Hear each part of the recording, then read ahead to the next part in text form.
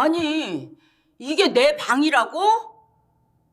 내 돈으로 강남에 아파트를 사줬더니 나를 하녀 취급하다니.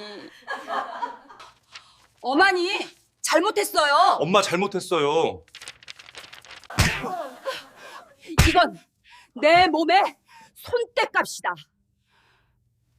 강남 아파트와 식기세척기 시어머니. 어머니, 고생하셨어요. 이제 서울 와서 저랑 편하게 사세요. 아이고, 속 터져라. 여러분, 혹시 30억이라는 돈 눈앞에서 본 적 있으세요? 저는 봤습니다. 아니, 봤다기보다는 내 손톱 밑에 까만 때처럼, 내 허리에 박힌 파스처럼 그렇게 30년 세월을 갈아 넣어 만든 내 뼈와 살이 바로 그 30억이었습니다. 새벽 4시부터 돼지 핏물 빼고 펄펄 끓는 가마솥 앞에서 땀띠가 문드러지도록 국밥을 말았어요. 남편 놈은 일찌감치 저 세상으로 떠나고 홀로 된 내게 유일한 낙이라곤 우리 아들 민수. 그놈 하나 번듯하게 키우는 거였죠. 어머니, 고생하셨어요. 이제 서울 와서 저랑 편하게 사세요. 그 말 한마디가 어찌나 달콤하던지 오늘의 이야기는 노후 자금을 모두 털어 아들 아파트를 사줬는데 구박하는 못난 아들과 며느리의 이야기입니다. 편안하게 저의 이야기를 들으시며 오늘 하루 잠시 쉬어가시면 좋겠습니다. 그리고 오늘 이야기가 마음에 드신다면 무료 버튼인 구독과 좋아요 꾹 눌러주시고 지금 어디서 듣고 계신지 댓글 남겨주시면 저도 안부 인사 전해드리겠습니다. 이제 저희 사연을 시작하겠습니다. 저는 내 평생의 피땀인 국밥집 건물도 팔고 적금도 깨고 심지어 내 노후 자금까지 탈탈 털어서 서울 강남 한복판 저 으리으리한 아파트를 샀습니다. 누구 명의로? 당연히 내 아들 민수 명의로요. 며느리 눈치 보지 말고 기 펴고 살라고요. 그런데 말입니다. 오늘이 바로 그 대망의 이사 날인데 내가 지금 어디 서 있는 줄 아세요? 한강이 내려다 보이는 거실 소파? 아니면 푹신한 안방 침대? 천만에요. 나는 지금 현관 앞 복도 귀퉁이에 쭈그리고 앉아 있습니다. 마치 남의 집 잔치에 구경 온 거 마냥. 왜냐고요? 내 분신과도 같은 40년 된 자개장 때문입니다. 오늘 아침만 해도 나는 꿈에 부풀어 있었어요. 이삿짐 센터 트럭 조수석에 앉아 고속도로를 달리며 상상했죠. 넓은 거실에 내 자개장을 딱 놓고 그 앞에서 며느리가 타주는 커피 한 잔 마시는 상상을요. 트럭이 아파트 단지로 들어서는데 와, 입이 떡 벌어집디다. 무슨 성벽같이 높은 아파트들이 하늘을 찌를 듯 서 있고 입구에는 경비원들이 제복을 입고 경례를 합디다. 그래, 영자야 고생했다. 이제야 네가 보상을 받는구나. 스스로 내 어깨를 토닥이며 엘리베이터를 탔습니다. 그런데 문제는 현관문을 열자마자 터졌습니다. 이삿짐 아저씨들이 끙끙거리며 내 자개장을 들이밀었을 때였어요. 이 장롱이 어떤 물건입니까? 우리 친정엄마가 시집가는 딸 기 죽지 말라고 소 팔고 밭 팔아 해준 통영 최고급 자개장입니다. 40년을 하루같이 들기름 먹여 닦아서 지금도 봉황 눈알이 반짝반짝 살아있는 내 보물 1호란 말입니다. 어머님, 잠깐만요. 아저씨, 스톱. 찢어지는 듯한 비명 고함 소리를 내는 며느리 박세라였습니다. 이사날 드레스를 입고 팔짱을 낀 채 마치 바퀴벌레라도 본 사람처럼 눈을 동그랗게 뜨고 소리치더군요. 아저씨들, 그거 지금 안으로 들이시는 거예요? 절대로 안 돼요. 바닥에 내려놓지 마세요. 나는 반가운 마음에 신발도 못 벗고 달려가 며느리 손을 잡으려 했죠. 아가, 나왔다. 차가 막혀서 좀 늦었다. 이 장롱이 워낙 귀한 거라 조심하느라 그랬다. 그런데 며느리가 내 손을 슬쩍 피합디다. 그러곤 싸늘한 눈으로 자개장을 위아래로 훑어보더군요. 어머니? 제가 말씀드렸잖아요. 저희 집 인테리어 컨셉이 화이트 앤 미니멀리즘이라고요. 잡지에도 나올 예정인데 저 시커멓고 번쩍거리는 걸 거실에 놓으시겠다고요. 절대 안 돼요. 야가, 무슨 소리야 너. 이게 그냥 시커먼 게 아니다. 이 자개 빛깔 좀 봐라. 그리고 이게 냄새가 좋아서 옷에 좀벌레도 안 생겨. 요즘 가구들은 본드 냄새 나서 머리 아프다더라. 어우, 어머니, 그게 바로 오칠 냄새예요. 저 비염 있는 거 아시죠? 저거 들이면 온 집안에 쾌쾌한 냄새 배서 저 숨 못 쉬어요. 그리고 요즘 누가 이런 걸 써요? 귀신 나올 것 같아서 무서워 죽겠네?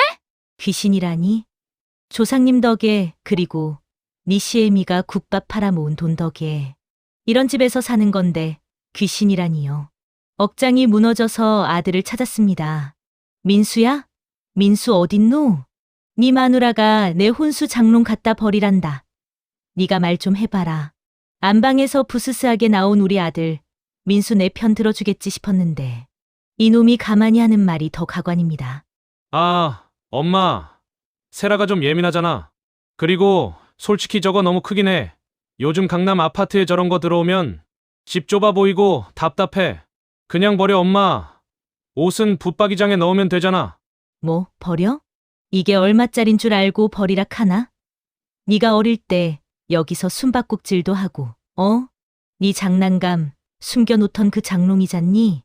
아, 그건 옛날 얘기고 촌스럽게 왜 그래? 엄마, 여기 강남이야. 압구정동이라고 품격 좀 지키자. 응? 품격, 그놈의 품격 타령에 내 40년 추억이 쓰레기가 됐습니다. 결국 내 자개장은 현관 문턱도 못 넘어보고 재활용 스티커가 덕지덕지 붙은 채 1층 쓰레기장으로 내려갔습니다.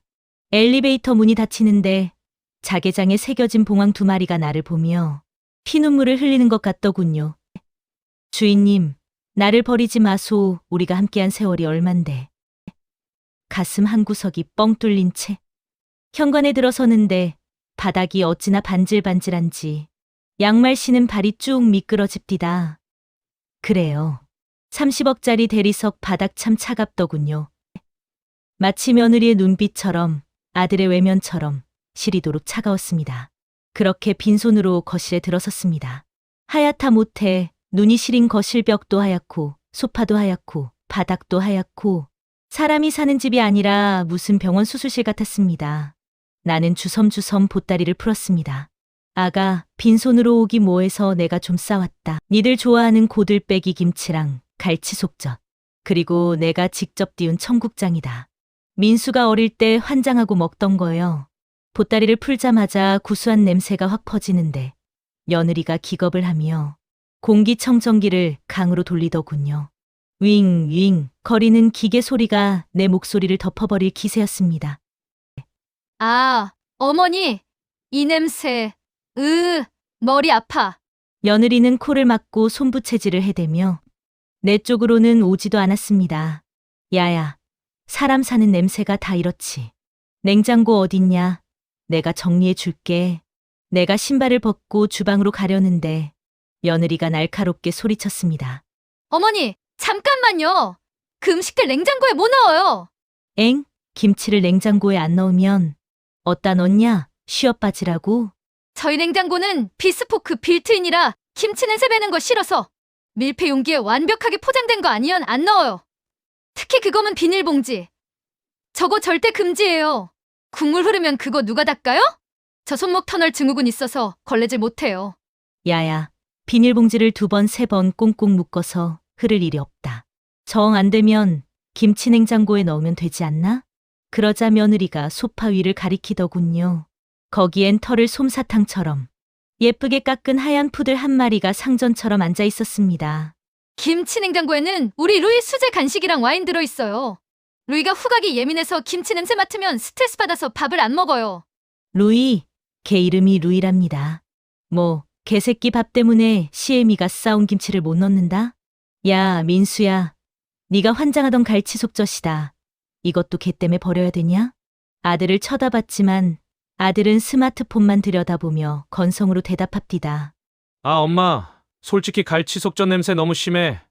나도 이제 입맛이 변해서 그런 토속적인 거 잘 안 맞아. 세라가 해주는 파스타나 리조또 먹다 보니까 젓갈은 좀 비리더라고. 그냥 엄마 방 베란다에 아이스박스 하나 놔줄 테니까 거기도. 입맛이 변해? 네가 똥기저귀 차고 다닐 때부터 내가 입에 넣어준 게 청국장이고 젓갈이다. 서울물 좀 먹었다고 뱃속 창자까지 양놈으로 변했나. 내 속에서 천불이 올라오는데 며느리가 쐐기를 박더군요. 어머니, 이건 합의가 아니라 이 집의 규칙이에요. 로마에 가면 로마법을 따르셔야죠. 로마법이라? 그래. 내가 참자 내 새끼들 잘 살라고 사준 집인데 내가 첫날부터 사단 내면 안 되지. 나는 꾹 참고 물었습니다. 그래, 알았다. 그럼 내 방은 어디냐? 짐이나 좀 풀자. 며느리가 안내한 곳은 안방도, 햇볕 잘 드는 게스트룸도 아니었습니다.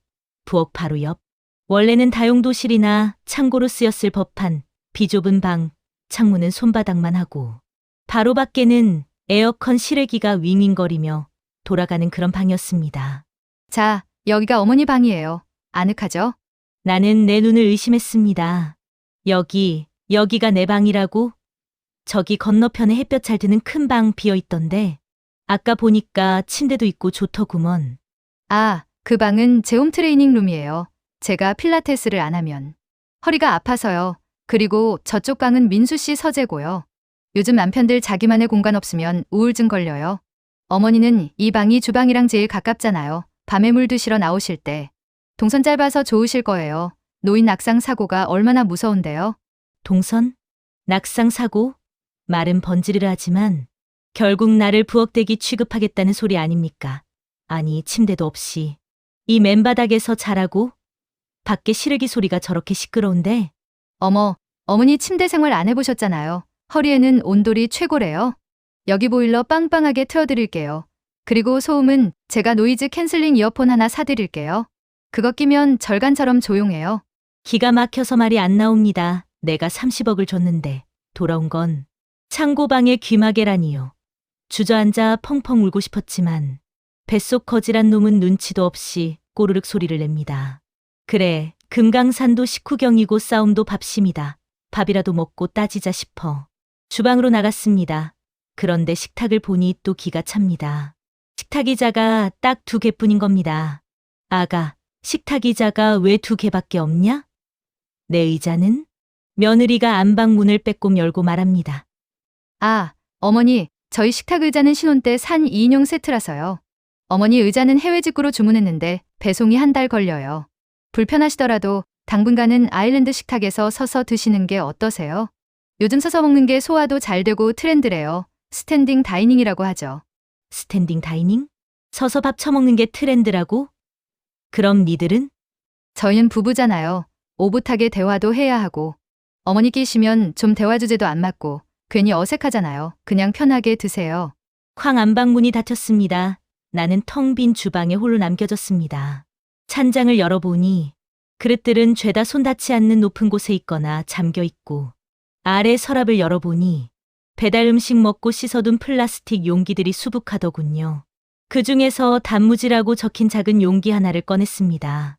거기에 아까 싸온 식은 밥 한 덩이를 털어넣고 숟가락도 없어서 나무젓가락으로 갈치속젓을 찍어 발랐습니다. 서서 밥을 먹습니다. 30억짜리 아파트 눈부신 샹들리에 아래서 며느리가 쓰레기통에 버리려던 플라스틱 통에 밥을 비벼 먹는 내 꼬라지.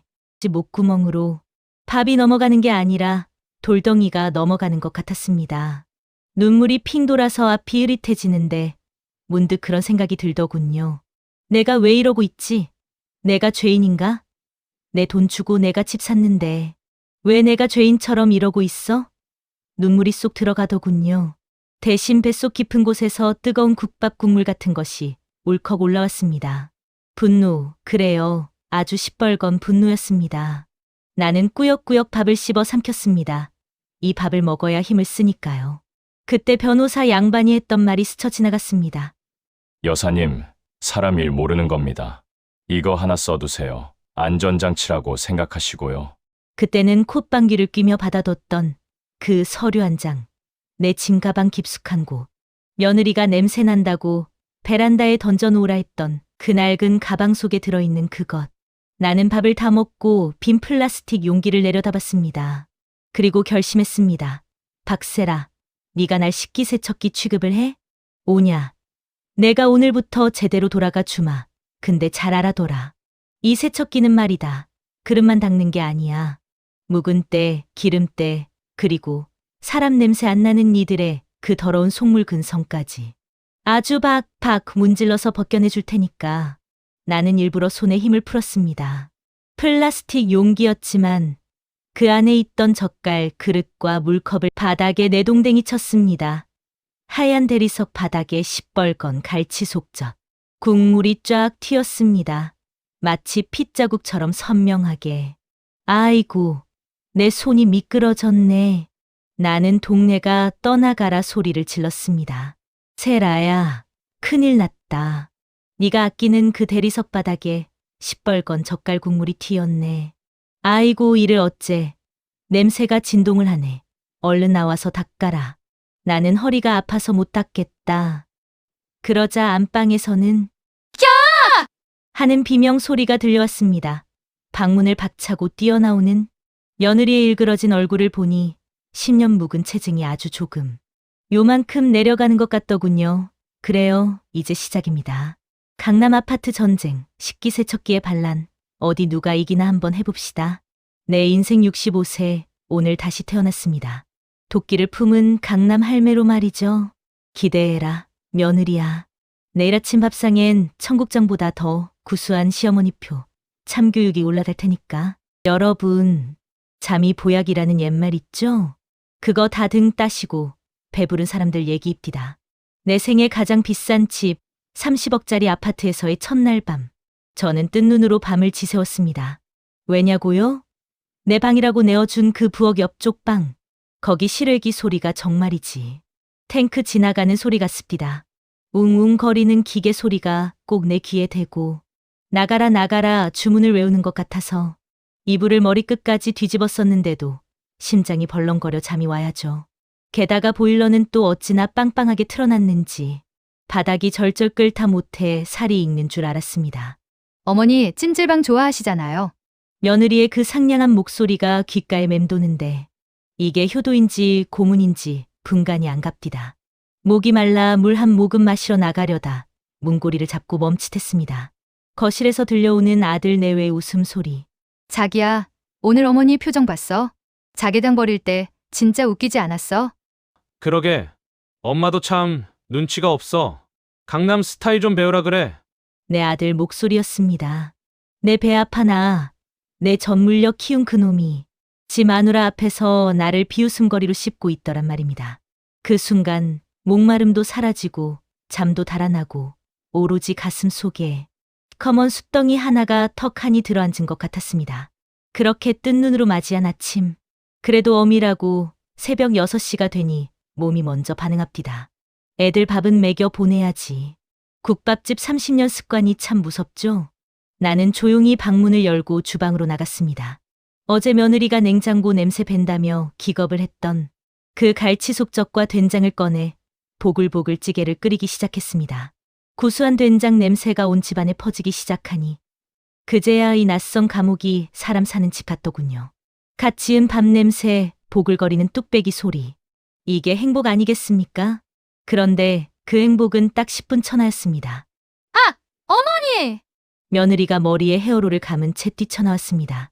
마치 불이라도 난 것처럼 호들갑을 떨면서요. 지금 뭐 하시는 거예요? 창문 다 열어요. 빨리요. 며느리는 주방 후드를 최고라 틀고 거실 창문을 활짝 열어젖혔습니다. 찬바람이 쌩하고 들어와 내 뼈마디를 때리더군요. 아가 왜 그러냐? 아침엔 뜨끈한 된장찌개 먹어야 속이 풀리지. 내가 멸치 육수 진하게 냈다. 어머니, 제가 말씀드렸잖아요. 아침부터 이 냄새 어쩔 거예요? 제 옷방 드레스룸 문 열어놨는데 거기 명품 코트에 된장 냄새 배면 어머니가 세탁기 주실 거예요? 드라이클리닝 한 번에 10만 원이에요. 아니, 사람 밥 냄새가 뭐 그리 독하다고. 독해요. 저희한테는 독가스예요. 그리고 민수 씨 아침에 밥 안 먹어요. 탄수화물 먹으면 혈당 스파이크 온다고 해서 저희는 케일 사과 주스 갈아 마셔요. 제발 아무것도 하지 마세요. 그냥 가만히 계시는 게 도와주는 거라고요. 가만히 있어라. 내 손에 들려있던 국자가 무색해졌습니다. 그때 아들이 하품을 하며 걸어 나옵니다. 아, 엄마. 냄새 진짜 심하다. 나 출근해야 하는데 정장 냄새 배면 곤란해. 그냥 시리얼이나 먹지 뭘 이렇게 일을 벌여. 민수야, 네 어릴 때는 아침에 된장찌개 없으면 밥 숟가락도 안 들던 놈이. 엄마, 사람은 변해. 그리고 나 이제 부장이야. 직원들한테서 청국장 냄새 난다는 소리 듣기 싫어. 세라 말대로 해줘 좀. 아들은 식탁에 앉아 며느리가 믹서기로 갈아준 초록색 즙을 꿀꺽꿀꺽 마시더군요.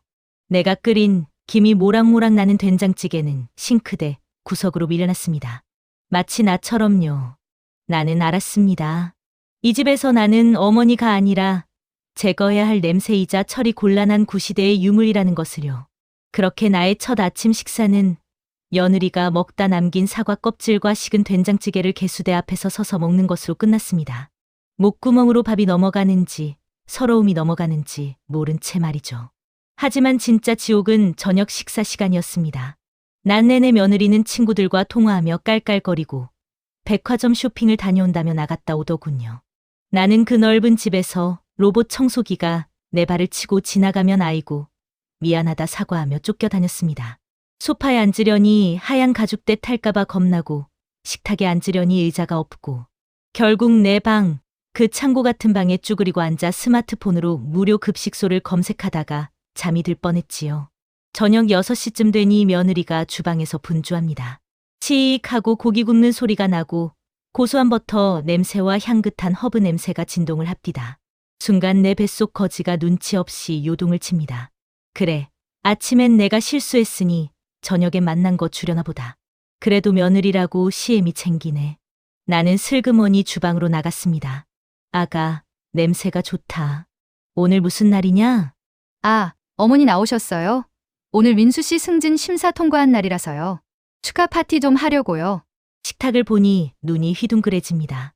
호텔 레스토랑에서나 보던 두툼한 스테이크가 지글거리는 접시에 담겨 있고 그 옆에는 아스파라거스니 뭐니 하는 풀떼기들이 예쁘게도 놓여 있더군요.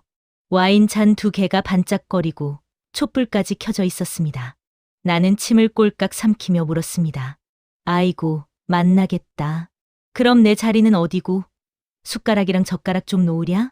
그러자 며느리가 나를 보며 생글생글 웃습니다. 그 웃음 참 예쁜데 왜 등골이 서늘할까요? 어머, 어머니, 죄송해서 어쩌죠? 이 고기는 드라이에이징 티본 스테이크라고 해서 미리 예약 주문한 거라 딱 2인분밖에 없어요.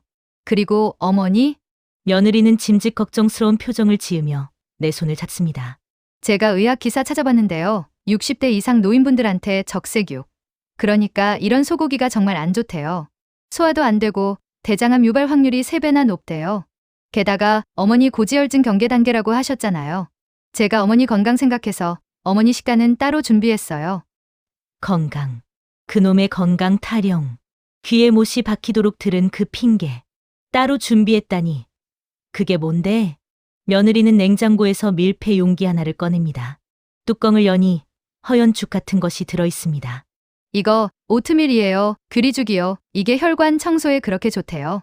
간은 일부러 하나도 안 했어요. 나트륨이 고혈압 주범이잖아요. 이거 전자레인지에 데워 드릴 테니까 어머니는 이거 드세요. 아, 그리고 김치는 씻어서 드릴게요. 맵고 짠 거 위에 안 좋으니까. 나는 멍하니 그 허연 죽을 바라봤습니다. 개밥도 이것보단 색깔이 곱겠습니다. 소고기 스테이크 냄새가 코를 찌르는데 나보고는 간도 안 된 귀리죽을 먹으라니요.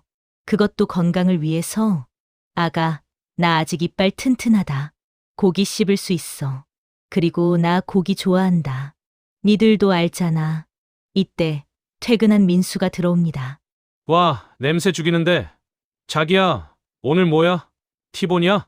아들은 양복 재킷을 벗어 던지고 식탁으로 달려듭니다. 그리곤 내 앞에 놓인 귀리죽과 자기 앞에 놓인 스테이크를 번갈아 보더니 말합니다. 오, 엄마. 세라가 진짜 신경 많이 썼네. 저 오트밀 저거 비싼 거야. 수입산 유기농이라고. 엄마 건강 생각해서 챙겨주는 며느리 요즘 없어. 고맙다고 해. 맙다고? 그럼 다른 집 며느리들은 시어머니 오면 배달 음식이나 시켜주지. 누가 이렇게 영양소 따져서 식단 짜줘? 엄마 복 받은 줄 알아. 얼른 드셔. 아들은 의자에 털썩 앉아 나이프를 듭니다. 슥싹슥싹. 고기 썰리는 소리가 내 심장을 베는 것 같습니다. 아들은 고기 한 점을 입에 넣고 하며 황홀한 표정을 짓습니다. 자기야, 굽기 완벽해. 미디엄 레어 딱 좋아. 와인 한 잔 따라줘. 네, 여보. 아, 어머니, 뭐 하세요? 식기 전에 드세요. 며느리는 내게 숟가락 하나를 쥐어줍니다. 그리고는 자기 자리에 앉아 우아하게 냅킨을 무릎에 깝니다. 식탁 의자는 4개. 그들은 앉아 있고 나는 서 있습니다. 아일랜드 식탁, 그 높다란 조리대 앞에 덩그러니 서서 내 허리춤에 오는 식탁에 놓인 죽그릇을 내려다봅니다. 내 의자는 아직 안 왔다 캤제? 네, 어머니. 배송 조회해보니까 물류센터에서 파업 때문에 좀 늦어진다네요. 근데 어머니, 서서 드시는 게 위하수에 좋대요. 식사하시고 바로 눕지 마시고요. 자, 드세요. 나는 힘없는 숟가락으로 그 허연 죽을 한술 떴습니다. 입안에 넣으니 종이 씹는 맛이 납니다. 아무 맛도 안 납니다. 밍밍하고 끈적하고 미지근한 그 맛. 마치 지금 내 처지 같습니다. 눈앞에서는 아들과 며느리가 와인잔을 부딪힙니다. 챙. 맑은 소리가 거실에 울려 퍼집니다. 민수 씨 승진 축하해.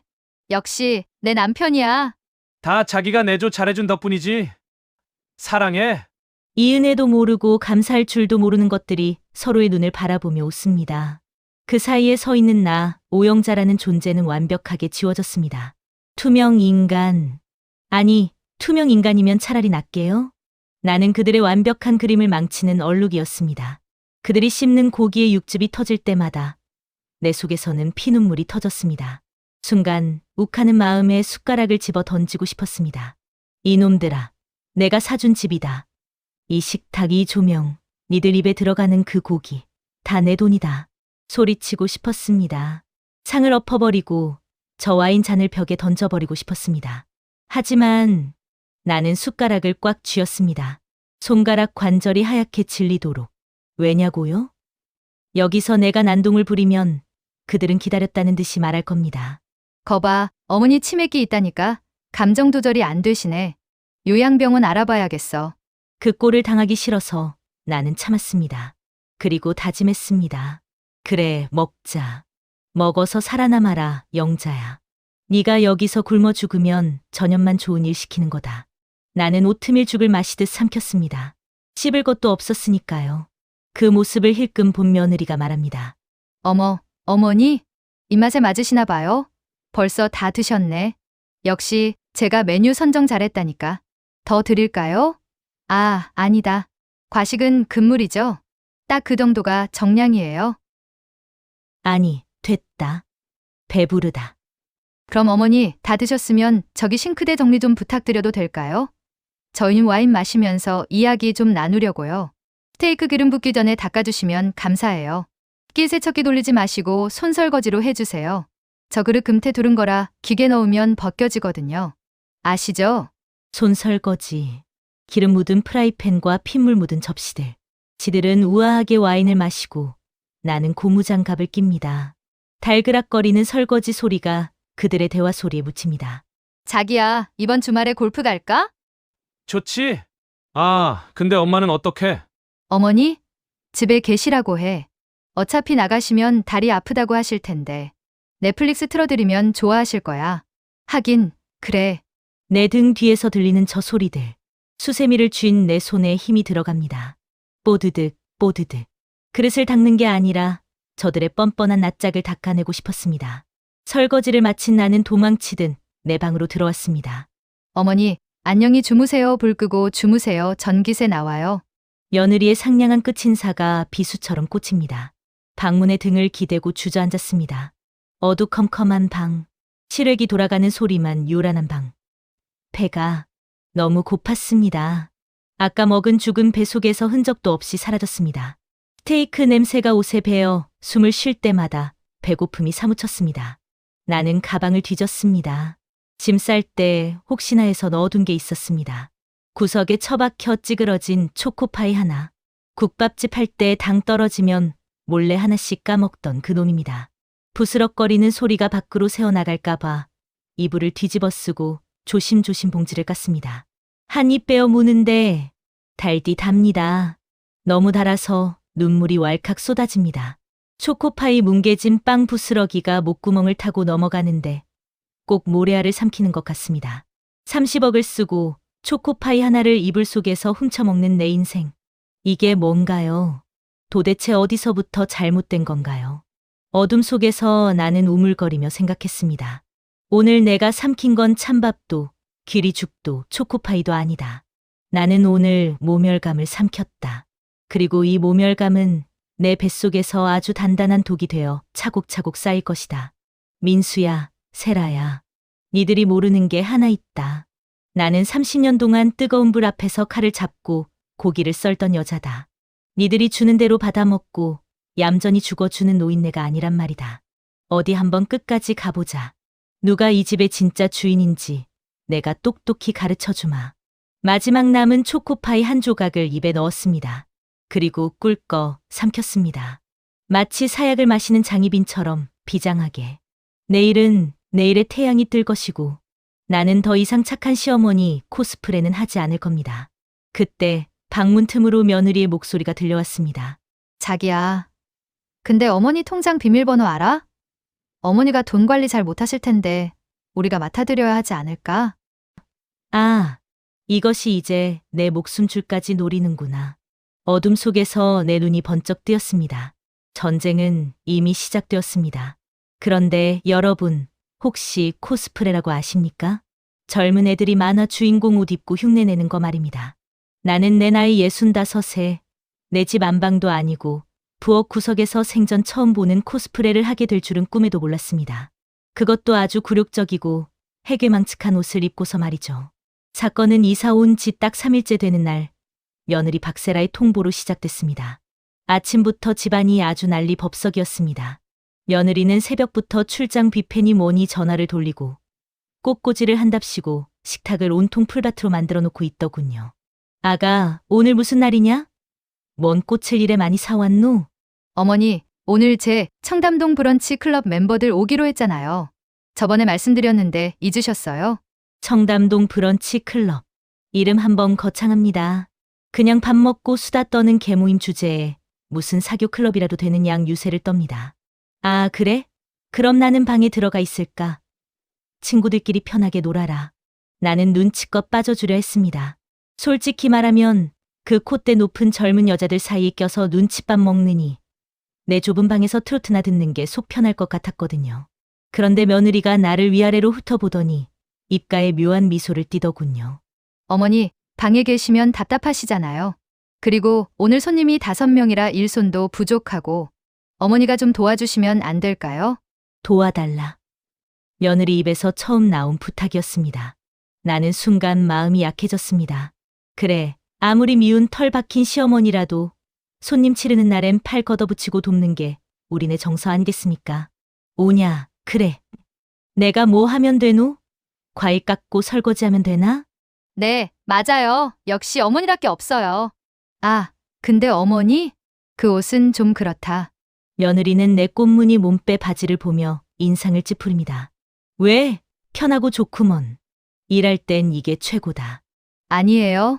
제 친구들 다 강남 토박이들이라 눈이 높아요. 어머니, 이러고 계시면 제 체면이 뭐가 돼요? 제가 어머니 입으실 옷 미리 준비해뒀어요. 잠깐만요. 며느리가 쇼핑백 하나를 건네줍니다.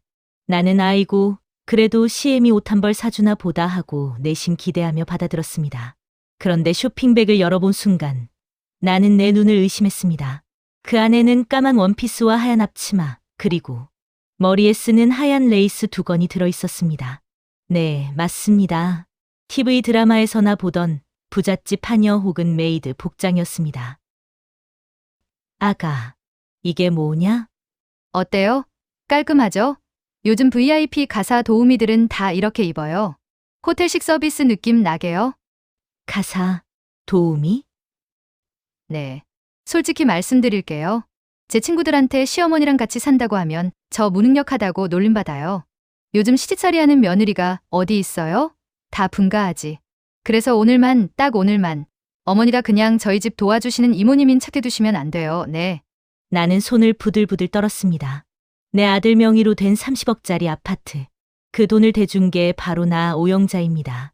그런데 나보고 하녀 복장을 하고 남의 집 식모 노릇을 하라니요. 미친년. 네가 제정신이가? 내가 네 시애미다. 시애미를 식모로 둔갑시키는 며느리가 세상 천지에 어디 있노. 소리를 꽥 질렀지만 며느리는 눈 하나 깜짝 안 합니다. 오히려 더 차분하고 냉정하게 내 가슴을 후벼 파는 말을 뱉더군요. 어머니, 민수 씨 이번에 승진한 거 아시죠? 제 친구 남편이 그 회사 임원이에요. 오늘 오시는 분들 다 민수 씨 인맥이랑 연결된 분들이라고요. 어머니가 촌스럽게 내가 시어머니요 하고 나서면 민수 씨 체면이 어떻게 되겠어요?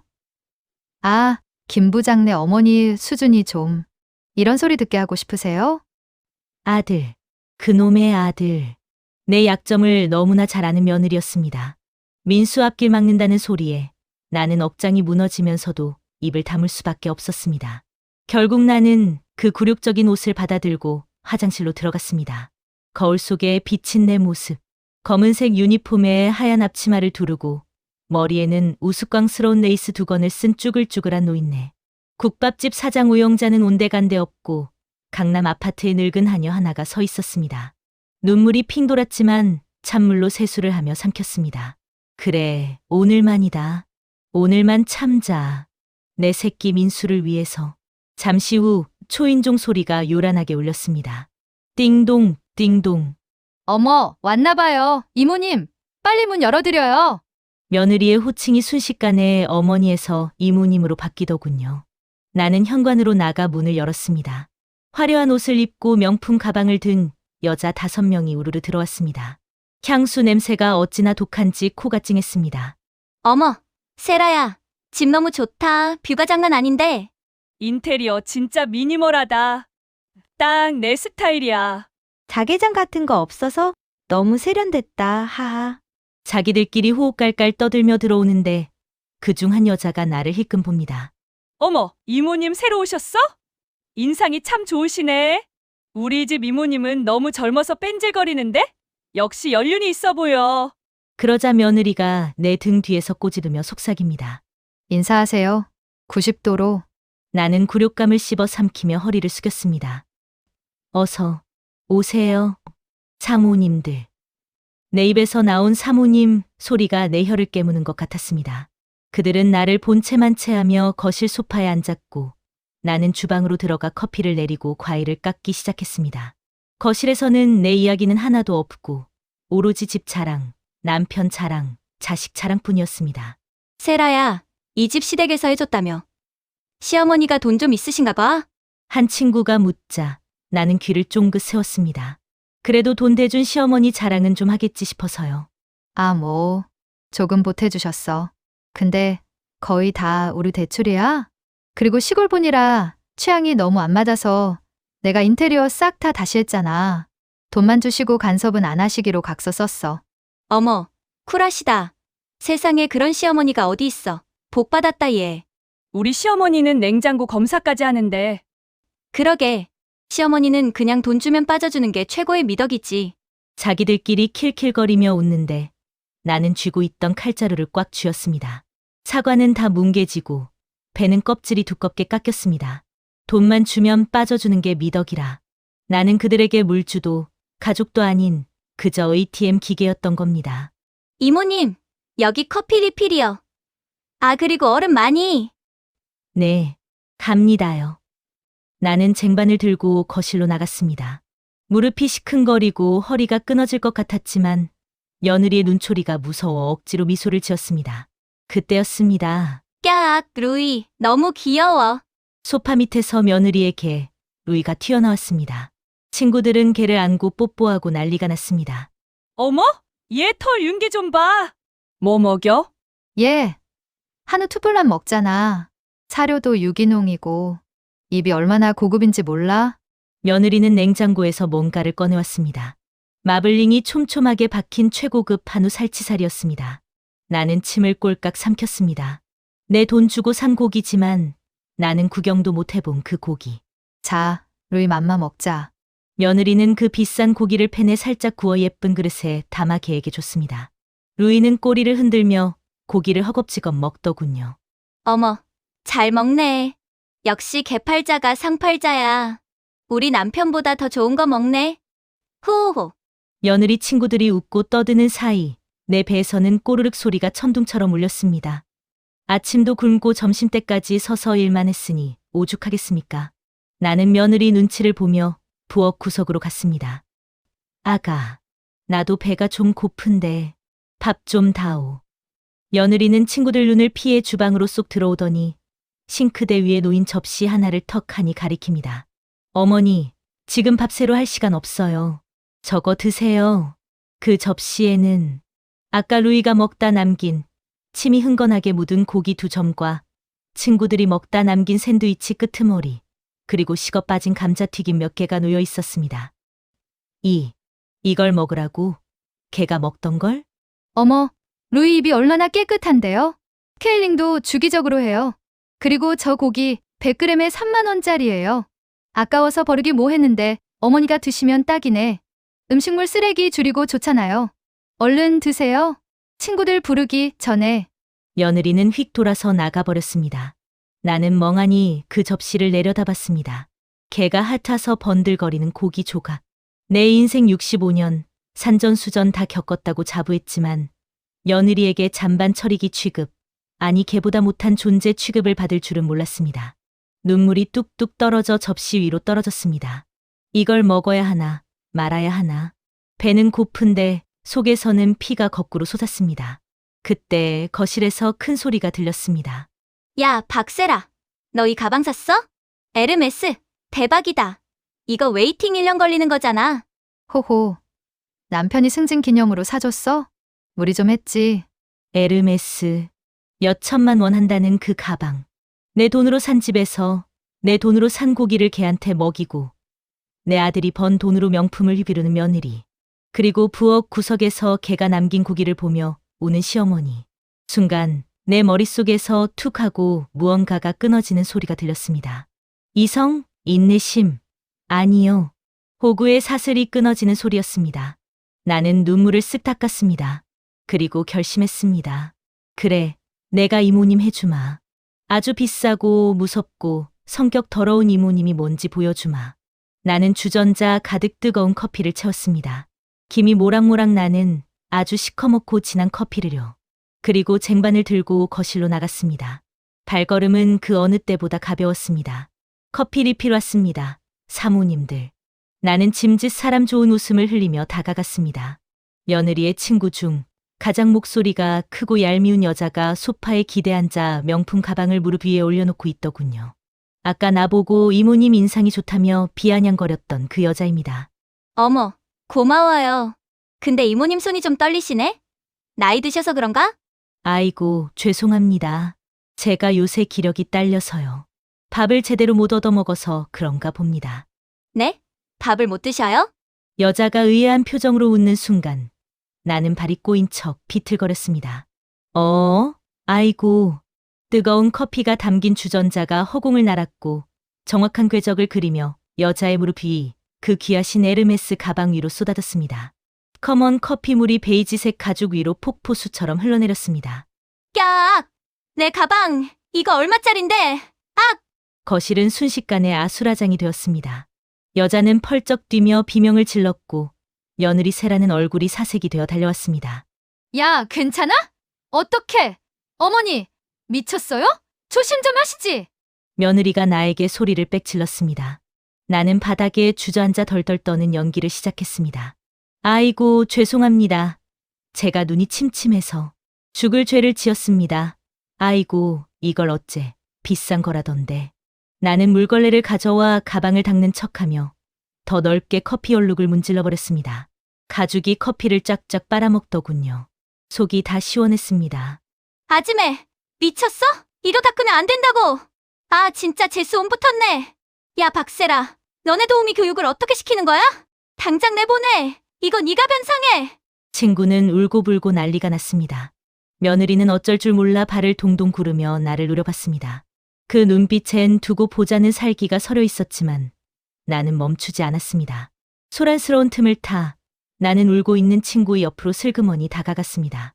그리고 다른 사람들 귀에는 안 들리게 아주 작고 은밀한 목소리로 속삭였습니다.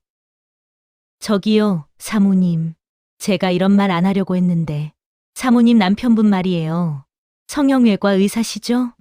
여자가 훌쩍거리다 말고 멈칫하며 나를 봅니다. 네? 그걸 아지네가 어떻게 알아요? 제가 며칠 전에 쓰레기 버리러 나갔다가 봤거든요. 그 남편분이 어떤 젊은 아가씨랑 저기 앞동 오피스텔로 들어가시더라고요. 팔짱을 아주 꼭 끼고. 혹시 따님인가 해서요. 여자의 동공이 지진난 것처럼 흔들렸습니다. 사실 나는 그 남편 얼굴도 모릅니다. 그냥 아까 자기들끼리 수다 떨 때. 우리 남편 병원에 예쁜 실장 새로 왔는데 신경 쓰인다고 했던 말을 기억해낸 것뿐입니다. 막장 드라마 30년 시청 경력으로 던진 회심의 미끼였죠. 뭐라고요? 오피스텔, 젊은 년? 여자의 얼굴이 불그락불락해졌습니다. 가방이고 뭐고 눈에 안 들어오는 눈치였습니다.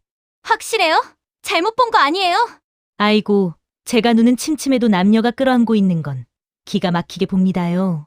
점이 입술 밑에 있던 남자분 맞죠? 이게 자식이.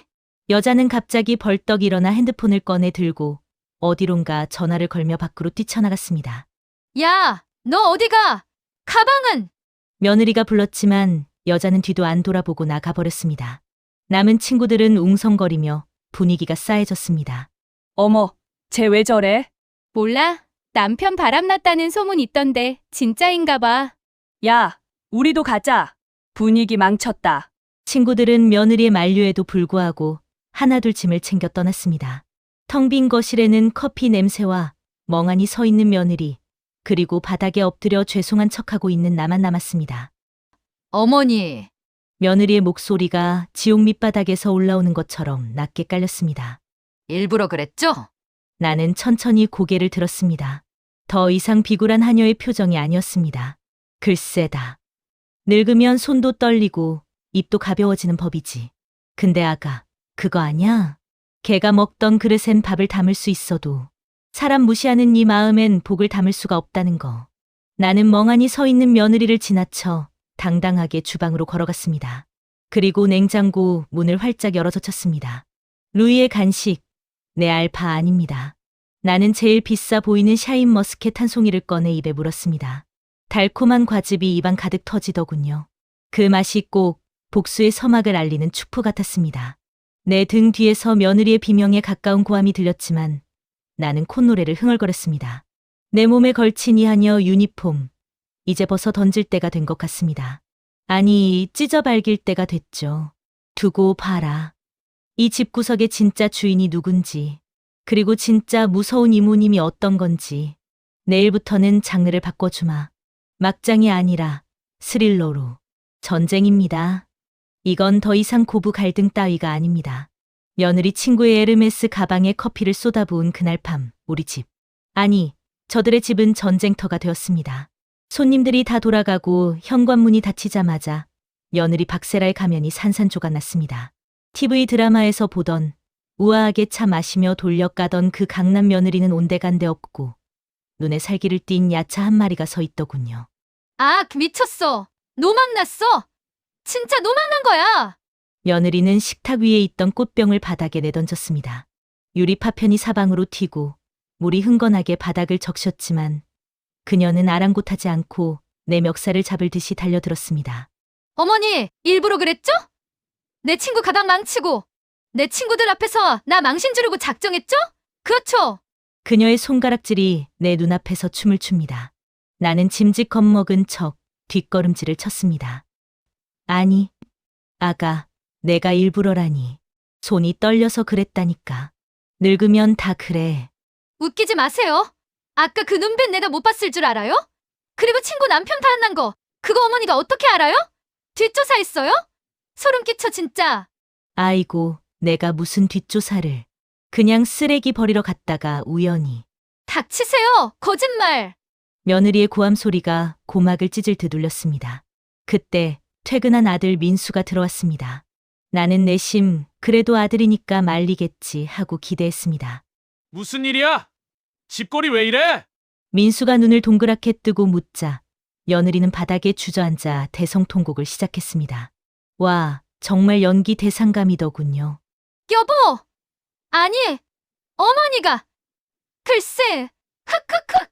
어머니가 내 친구 가방에 일부러 커피 붓고 내 친구한테 남편 바람났다고 헛소문 퍼뜨려서 나 이제 왕따 됐어. 청담동 모임에서 제명당하게 생겼다고. 나 이제 창피해서 얼굴 어떻게 들고 다녀? 으앙! 민수는 깨진 꽃병과 울고 있는 아내, 그리고 구석에 서 있는 나를 번갈아 보더니 얼굴이 불그락불락해졌습니다. 그리고 나에게 다가왔습니다. 엄마! 진짜야? 세라 친구 가방! 그거 몇 천만 원짜린데 그걸 엄마가 물어줄 거야? 엄마 돈 있어? 민수야, 그게 아니고. 아, 됐어! 엄마 진짜 왜 그래? 조용히 좀 살라고 했잖아! 왜 자꾸 사고를 쳐? 세라가 엄마 때문에 스트레스 받아서 임신도 못하겠다잖아! 제발 좀 죽은 듯이 있어 줘! 제발! 아들의 고함. 죽은 듯이 있어 달라는 그 말. 가슴에 대못이 박힌다는 게 이런 거구나 싶었습니다. 나는 입을 꾹 다물었습니다. 변명도 하기 싫었습니다. 아니, 해봤자 소용없다는 걸 알았습니다. 이미 저들에게 나는 어머니가 아니라 제거해야 할 악성 종양일 뿐이었으니까요. 그날 밤부터 며느리의 공격은 교묘하고 집요해졌습니다. 가장 먼저 시작된 건 냄새와의 전쟁이었습니다. 다음 날 아침 내가 방문을 열고 나오자마자 며느리가 스프레이통을 들고 서 있더군요. 칙, 칙. 차가운 액체가 내 얼굴과 옷에 뿌려졌습니다. 독한 알코올 냄새와 인공적인 꽃향기가 섞인 역겨운 냄새였습니다. 콜록콜록. 아가, 이게 뭐냐? 사람 얼굴에다 대고. 소독하는 거예요. 어머니, 어제 친구들이 그러더라고요. 우리 집에서 특유의 냄새가 난다고? 그게 무슨 냄새인지 아세요? 며느리는 마스크를 고쳤으며 차갑게 말했습니다. 가령취요. 노인 냄새. 늙으면 몸에서 노네날데하이드라는 물질이 나와서 키키한 냄새가 나는데 본인은 몰라요. 근데 젊은 사람들은 다 알거든요. 시체 썩는 냄새랑 비슷해서 비위상한다고요. 시체 썩는 냄새. 나는 내 몸 냄새를 맡아보았습니다. 매일 샤워하고 속옷도 삶아 입는데 내 몸에서 그런 냄새가 난다고? 평생 국밥집 육수 냄새, 마늘 냄새가 밴 건 알겠는데 시체 냄새라니요. 그래서 제가 방역업체 부를까 하다가 돈 아까워서 이거 샀어요. 동물병원용 탈취제인데 효과 좋대요. 나오실 때마다 이거 전신에 뿌리고 나오세요. 특히 정수리랑 귀 뒤에요. 아셨죠? 며느리는 내 손에 탈취제 통을 쥐어주고는 획 돌아서 버렸습니다. 그 통에는 반려동물 배변 냄새 제거용이라고 적혀 있었습니다. 강아지 오줌 지리는 없애는 약을 시어머니 몸에 뿌리라니요. 나는 화장실 거울 앞에 서서 한참을 울었습니다. 내 몸을 박박 문질러 씻었습니다. 떼수건으로 살가죽이 벗겨질 때까지 밀었습니다. 내 몸에서 냄새가 나나? 정말 썩은 내가 나나? 비누 거품에 눈물이 섞여 흘러내렸습니다. 이건 밥을 굶기는 것보다 더한 영혼을 살해하는 짓이었습니다. 사람을 벌레 취급하는 것과 다를 게 없었으니까요. 하지만 이것은 시작에 불과했습니다. 두 번째 공격은 병량 공격이었습니다. 그날 점심 배가 고파 냉장고 문을 열려고 했는데 안 열립니다. 손잡이를 아무리 당겨도 꿈쩍도 안 합니다. 고장났나 싶어 자세히 보니 손잡이 옆 터치 패널에 빨간 불이 들어와 있더군요. 잠금 장치가 걸려 있는 겁니다. 요즘 냉장고는 스마트폰으로 원격 잠금이 된다더니 설마 싶었습니다. 아가, 냉장고 문이 안 열린다. 고장 난 거냐? 거실에서 요가 매트를 깔고 운동하던 며느리가 대수롭지 않게 대답합니다. 아, 그거 제가 잠갔어요. 다이어트 모드 설정해놔서 정해진 시간 안면 안 열려요. 저도 식단 조절해야 해서요. 그럼 나는 점심 뭐 먹으라고? 어머, 어머니? 아까 아침에 드린 오트밀 남기셨잖아요. 그거 드세요. 그리고 냉장고 자꾸 여다 두면 전기세 나가고 식재료 상해요. 저녁 7시에 열리니까 그때 드세요. 저녁 7시. 지금은 오후 1시. 6시간을 굶으라는 소리입니다. 기가 막혀서 말이 안 나옵니다. 30억짜리 집주인이 자기 집 냉장고를 마음대로 못 열어서 굶어야 한다니. 이게 현대판 고려장이 아니고 뭐겠습니까? 나는 부엌 찬장을 뒤졌습니다. 라면이라도 있나 싶어서요. 하지만 찬장에는 텅 빈 라겔락 통과 며느리가 모으는 예쁜 수입 그릇들 뿐이었습니다. 라면, 참치캔, 하다못해 김 한 장도 없었습니다. 며느리가 내 방에 아이스박스 두라고 했던 말이 떠올라 베란다로 나가봤지만 그 아이스박스 안에는 며칠 전 내가 가져온 김치와 젓갈이 썩어가고 있었습니다. 며느리가 아이스팩을 안 넣어놔서 다 쉬어빠진 겁니다. 하얗게 곰팡이가 핀 갈치 속젓을 보며 나는 주저앉았습니다. 그래, 말려 죽이겠다는 거구나. 밥줄 끊고 자존심 짓밟아서 제 발로 나가게 만들겠다는 거구나. 배고픔보다 더 큰 공포가 밀려왔습니다. 이 집에서 나는 철저하게 고립되었습니다. 핸드폰을 들고 누구에게 전화라도 걸고 싶었지만 자식 흉보는 것 같아 차마 누르지 못했습니다. 그때 내 눈에 들어온 것이 있었습니다. 쓰레기통 옆에 굴러다니는 며느리가 먹다 버린 피자 꼬투리, 밀가루 반죽 덩어리. 순간 저걸 주워 먹을까 하는 생각이 들었습니다. 손이 저절로 나갔습니다. 하지만 안 된다, 영자야. 네가 저걸 줍는 순간 너는 진짜 개가 되는 거다. 짐승은 되지 말자. 인간으로 남자.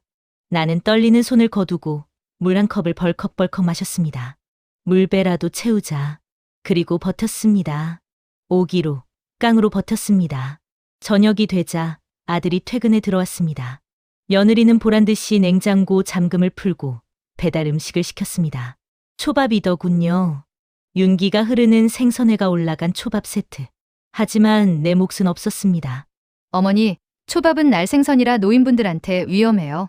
식중독 걸리면 큰일 나니까 그냥 누룽지 끓여 드세요. 누룽지가 소화도 잘 되고 좋대요. 며느리는 내게 누룽지 봉지 하나를 던져줬습니다. 마트에서 파는 딱딱한 누룽지. 아들과 며느리는 식탁에 앉아 초밥을 먹으며 낄낄거립니다. 자기야, 이 집 광어 지느러미 진짜 맛있다. 오, 우니도 신선한데? 엄마, 누룽지 끓이는 김에 우리 숭늉물 좀 줘, 입가심하게. 아들은 내게 숭늉 심부름까지 시킵니다. 나는 가스불에 누룽지를 끓이며 끓어오르는 거품을 보며 생각했습니다. 이 거품이 내 분노다. 언젠가 넘치면 니들 다 되어 죽는다. 그런데 진짜 클라이맥스는 식사 후에 찾아왔습니다. 며느리와 아들이 내 방으로 들어왔습니다. 무슨 꿍꿍이가 있는 표정이었습니다. 어머니, 잠깐 얘기 좀 해요. 며느리가 방문을 닫고 침대도 없는 내 방바닥에 앉았습니다. 민수도 옆에 쭈그리고 앉더군요. 왜? 무슨 할 말 있냐? 다름이 아니라요, 어머니. 어제 그 사고도 그렇고 저희가 곰곰이 생각해 봤는데요. 며느리가 서류 봉투 하나를 내밉니다. 이게 뭐냐? 어머니, 요즘 깜빡깜빡 하시잖아요. 가스불 켜놓고 잊어버리시고 남의 가방에 커피 쏟고. 솔직히 말해서 치매 초기 증상 같아요. 치매. 멀쩡한 사람을 치매 환자로 몰아가는 수법. 뭐, 치매, 야. 나 구구단도 거꾸로 외운다. 무슨 헛소리야. 어머니, 본인은 몰라요? 그래서 말인데 더 심해지기 전에 어머니 재산 관리 저희가 해드리는 게 맞을 것 같아요. 어머니 통장이랑 도장, 그리고 신분증 저한테 주세요. 제가 펀드 매니저 출신인 거 아시죠? 어머니 노후 자금 불려드릴게요. 어머니가 가지고 계시다가 보이스피싱이라도 당하면 어떡해요? 요즘 노인들 타겟으로 사기꾼들이 얼마나 많은데요. 아들이 거듭니다. 맞아. 엄마 국밥 팔아번 돈 그냥 은행에 넣어두면 똥값 돼.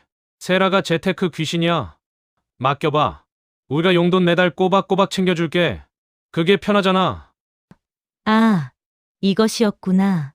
집만으로는 부족했구나. 내 수중에 남은 마지막 쌈짓돈, 국밥집 권리금 남은 것과 연금 통장까지 털어가려는 거구나. 인감도장을 달라는 건 내 모든 권리를 포기하라는 사형 선고나 다름없었습니다. 나는 가방을 꽉 끌어안았습니다. 이 가방 안에 내 도장과 통장, 그리고 그 중요한 계약서가 들어있으니까요. 싫다. 내 돈 내가 관리한다. 니들이 무슨 상관이고. 그러자 며느리의 표정이 싹 바뀝니다. 상냥한 미소는 사라지고 얼음장 같은 눈빛으로 나를 쏘아봅니다. 어머니! 좋게 말할 때 주세요. 저희가 뭐 어머니 돈 떼먹겠어요? 다 어머니 위해서 그러는 거잖아요. 그리고 솔직히 어머니 이 집에 들어오면서 생활비 한 푼 안 내시잖아요. 관리비며 식비며 다 우리가 부담하는데 어머니 자금 저희가 굴려서 수익하면 그걸로 생활비 퉁치자고요. 합리적이잖아요? 합리적? 30억짜리 집을 줬는데 생활비를 내라? 기가 막혀서 웃음이 나왔습니다. 하하하, 하하하하. 어머니? 왜 웃으세요? 진짜 치매 맞네. 나는 웃음을 뚝 그치고 정색하며 말했습니다. 아가, 민수야. 니들은 내가 바보 천치로 보이지? 늙어서 냄새나고 밥만 축내는 식충이로 보이지? 그래, 니들 눈엔 그렇게 보일지 몰라도 내가 30년 동안 시장 바닥에서 산전수전 겪으면서 배운 게 하나 있다. 나는 민수의 눈을 똑바로 쳐다봤습니다. 돈줄은 목숨줄이다. 내 목에 칼이 들어와도 도장은 못 준다. 정 내 돈이 탐나면 날 죽이고 가져가라. 아니면 나를 이 집에서 쫓아내던가. 민수는 당황해서 눈을 피하고 며느리는 입술을 깨물더군요. 강경하게 나오니 당황한 기색이 역력했습니다. 어머니! 후회하실 거예요. 저희가 이렇게까지 하는데 협조 안 하시면 저희도 방법이 있어요. 며느리는 벌떡 일어나며 으름장을 놓았습니다. 방법? 무슨 방법? 내일부터 기대하세요. 냉장고 잠금은 애기였으니까. 그리고 어머니 핸드폰. 그거 제 명의로 해드린 거 아시죠? 데이터 끊고 정지시킬 거예요.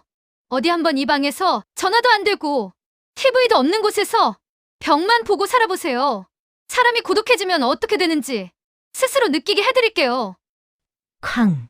방문이 닫혔습니다. 나는 어둠 속에 혼자 남겨졌습니다. 핸드폰을 확인해 보니 정말로 서비스 불가라고 떠 있었습니다. 통신이 끊겼습니다. 이제 나는 외부와 완전히 단절된 외딴 섬에 갇힌 꼴이 되었습니다. 공포가 엄습했습니다. 이러다 정말 여기서 굶어 죽거나 미쳐버려서 요양원에 끌려가는 건 아닐까? 다리가 후들거리고 손에 식은땀이 났습니다. 하지만 그때 내 품속에 있는 낡은 가방에서 바스락 소리가 났습니다. 마치 그 안에 들어있는 종이 한 장이 나에게 말을 거는 것 같았습니다. 영자야, 잊지 마. 넌 무기가 있어. 아직은 때가 아니야. 저들이 더 악랄하게, 더 바닥을 보일 때까지 기다려. 증거를 모아. 네 몸에 뿌려진 소독약 냄새, 잠긴 냉장고, 끊긴 전화기. 이 모든 게 증거야. 나는 가방에서 작은 수첩 하나를 꺼냈습니다. 그리고 볼펜을 꾹꾹 눌러 적기 시작했습니다. 2026년 2월 18일. 며느리가 내 몸에 개 오줌 냄새 제거제를 뿌림. 냉장고를 잠가서 12시간 굶음. 아들과 며느리가 인감도장을 요구하며 협박함. 핸드폰 정지시킴. 글씨가 삐뚤빼뚤 눈물 자국에 번졌지만 멈추지 않았습니다. 이건 일기가 아닙니다. 이건 훗날 법정에서 저들의 죄를 물을 피해 기록이 될 것입니다. 나는 벽을 짚고 일어섰습니다. 배에서 꼬르륵 소리가 났지만 이제는 그 소리가 나약한 비명이 아니라 전투 북소리처럼 들렸습니다. 그래, 해보자. 니들이 이기나 내가 이기나. 나는 식기세척기다. 뜨거운 물로 지지고 세제로 박박 닦아서 니들의 그 더러운 탐욕을 깨끗하게 씻어내 주마. 그리고 마지막엔 건조 기능으로 아주 바싹 말려 비틀어지게 해주마. 창밖에는 강남의 화려한 야경이 번쩍거리고 있었습니다. 저 불빛 어디에도 내 편은 없지만 상관없습니다. 내 안에는 아직 꺼지지 않은 국밥 끓이던 뜨거운 불꽃이 남아있으니까요. 다음 날 아침, 나는 방문을 열고 나갔습니다. 내 몸에서는 여전히 소독약 냄새가 났지만 내 눈빛만큼은 도끼를 품은 살무사처럼 번들거리고 있었습니다. 식탁 위에는 며느리의 명품 가방이 놓여 있더군요. 그리고 그 옆에는 며느리의 핸드폰이 놓여 있었습니다. 잠금 패턴. 나는 알고 있었습니다. 며칠 전 며느리가 현관 비밀번호 누를 때 유심히 봐둔 그 패턴과 똑같다는 것을요. Z자 모양. 나는 주위를 살폈습니다. 아무도 없습니다. 나는 조용히 며느리의 핸드폰으로 손을 뻗었습니다. 이제 반격의 서막을 열 시간입니다. 여러분, 도둑질 중에 제일 떨리는 도둑질이 뭔지 아십니까? 남의 담을 넘는 것도 금고를 터는 것도 아닙니다. 바로 며느리의 핸드폰을 훔쳐보는 것입니다. 그날 아침 거실에는 정막이 감돌았습니다. 며느리 세라는 샤워를 하러 욕실에 들어갔고 식탁 위에는 그녀의 최신형 스마트폰이 뱀의 눈처럼 번들거리고 있었죠. 물소리가 쏴 들려오는 그 짧은 틈. 내게 허락된 시간은 고작 10분 남짓이었습니다. 나는 도둑고양이처럼 살금살금 식탁으로 다가갔습니다. 손바닥에 땀이 흥건해 바지에 문질러 닦아야 했습니다. 심장이 흉곽을 뚫고 나올 것만 같았습니다. 들키면 끝이다.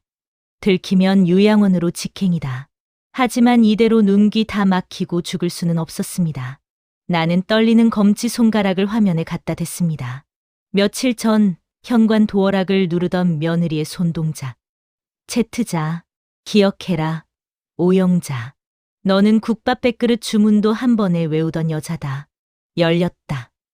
화면이 밝아지며 며느리의 비밀 정원이 내 눈앞에 펼쳐졌습니다. 바탕화면은 우리 아들 민수 사진이 아니었습니다. 명품 가방들이 진열된 백화점 쇼윈도 사진이더군요. 나는 서둘러 카카오톡 앱을 눌렀습니다. 맨 위에 고정된 대화방 2개.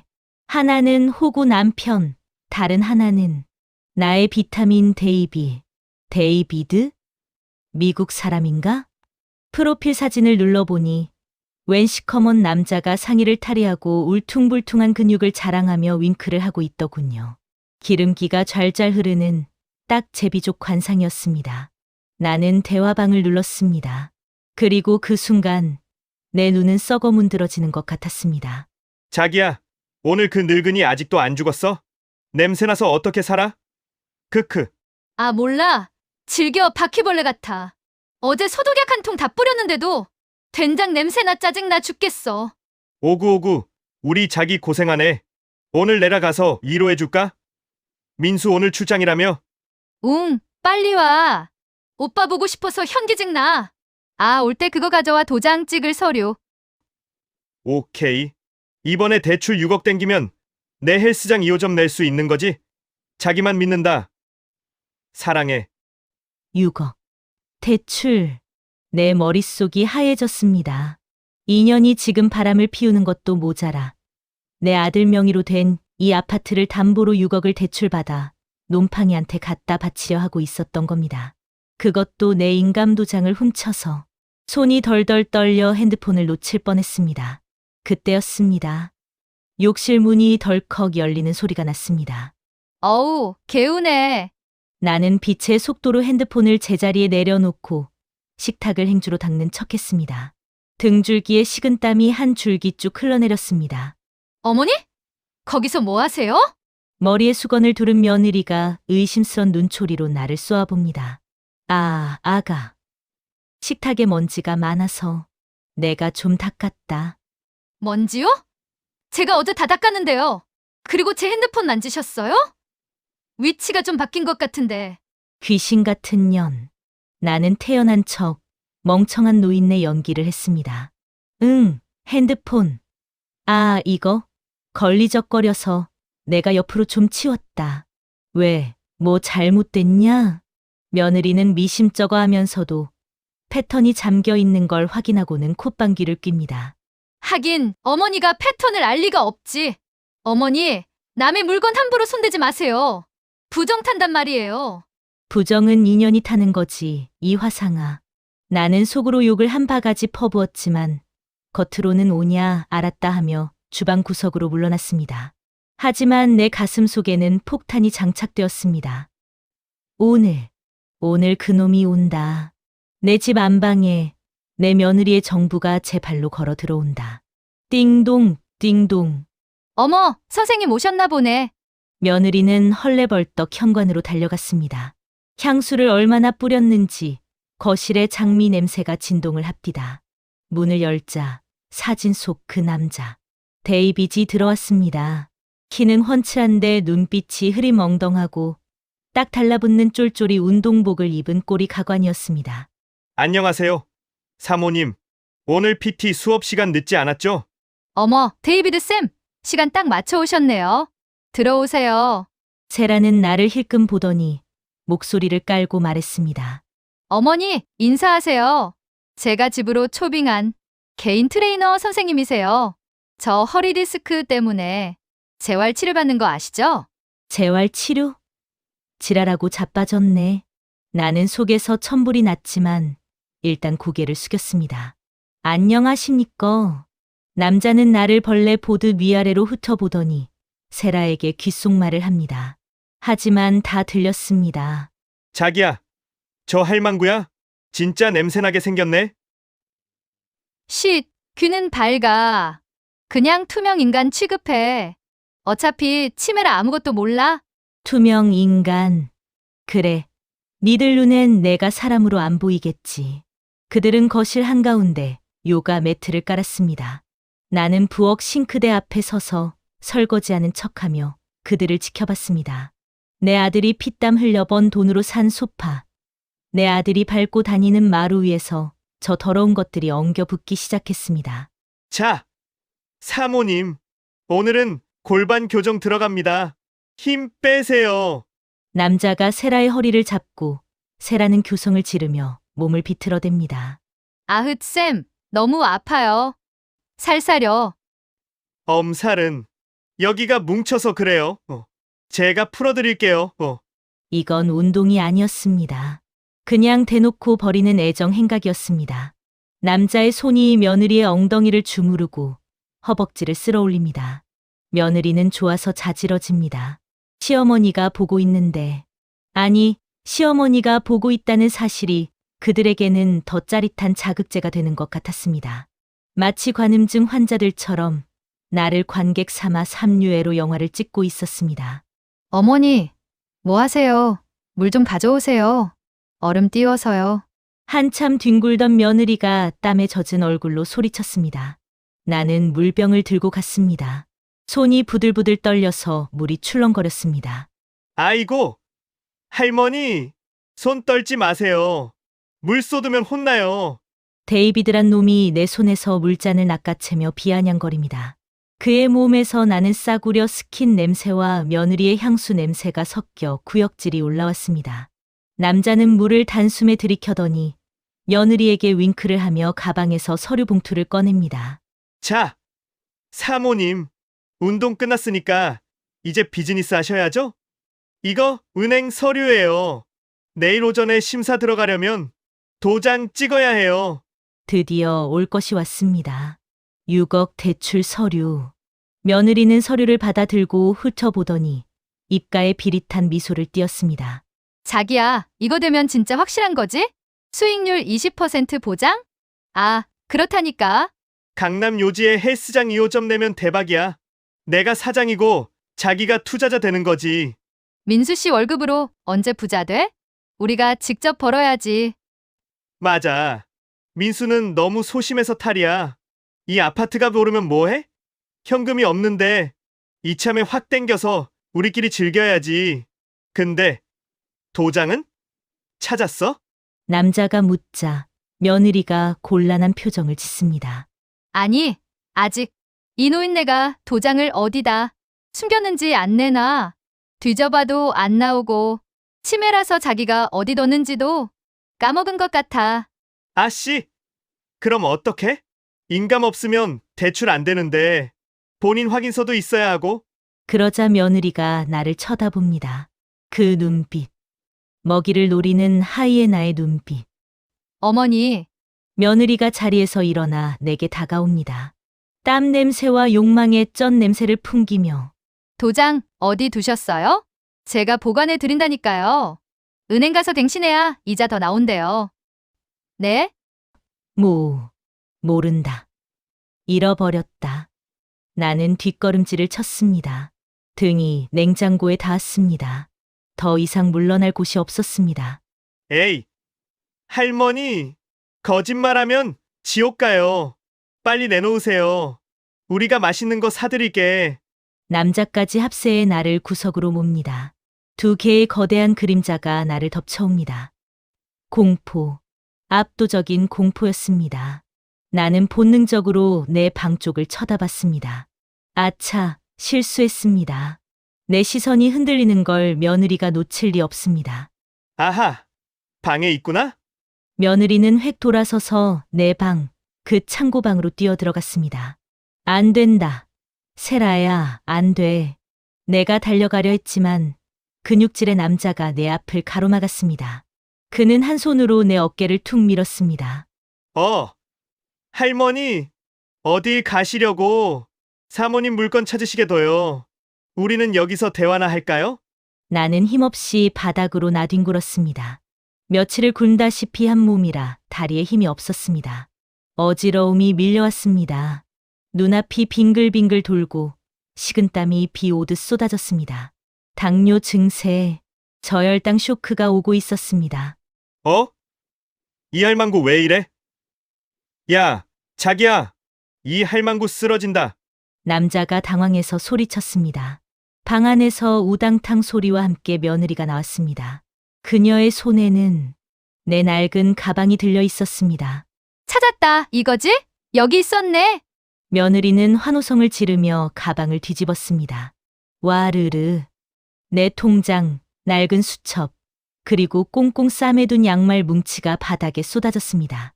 며느리는 양말 뭉치를 풀어헤쳤습니다. 거기서 붉은색 인주가 묻은 목도장 하나가 툭 떨어졌습니다. 빙고, 찾았다, 오빠. 며느리는 도장을 집어들고 춤을 춥니다. 나는 바닥을 기어서 며느리의 발목을 잡았습니다. 안 된다. 그거 내 목숨이다. 추라. 제발. 목소리가 기어 들어갑니다. 눈앞이 깜깜해졌다가 밝아졌다가를 반복합니다. 어머, 이거 나요? 징그러워. 며느리는 내 손을 매몰차게 뿌리쳤습니다. 하이힐은 아니었지만 그녀의 발길질에 내 손등이 찢어졌습니다. 자기야, 이 할망구 상태 좀 이상한데? 진짜 죽는 거 아니야? 얼굴이 하얗게 떴어. 남자가 겁먹은 표정으로 말했습니다. 그러자 며느리가 내 얼굴을 내려다보며 말합니다. 아, 냅둬. 쉬워하는 거야. 원래 분리하면 아픈 척해. 당 떨어져서 그래. 저기 사탕이나 하나 던져줘. 남자는 식탁 위에 있던 박하사탕 하나를 바닥에 툭 던졌습니다. 마치 개에게 먹이를 주듯이. 자, 할머니 이거 드시고 기운 차리세요. 도장은 우리가 잘 써서 불려드릴게. 고맙습니다. 그들은 희희낙낙하며 서류에 도장을 쾅 찍었습니다. 선명한 붉은색 인주 자국. 내 피 같은 재산이, 내 아들의 미래가 저 더러운 불륜 커플의 유흥비로 날아가는 소리였습니다. 자기야, 이거 민수 씨 몰래 하려면 인감증명서는? 아, 그거? 내가 대리 발급 신청해놨어. 치매 진단서 끊으면 배우자가 대리로 뗄 수 있거든. 내가 다 손 써놨지. 치매 진단서. 나를 정신병자로 만들어서 서류까지 위조했구나. 인연은 사람이 아니다. 악마였다. 나는 바닥에 떨어진 사탕을 바라봤습니다. 저걸 먹어야 사나? 저걸 먹고 기운 차려서 싸워야 하나? 비참함이 목구멍을 타고 올라와 숨통을 조였습니다.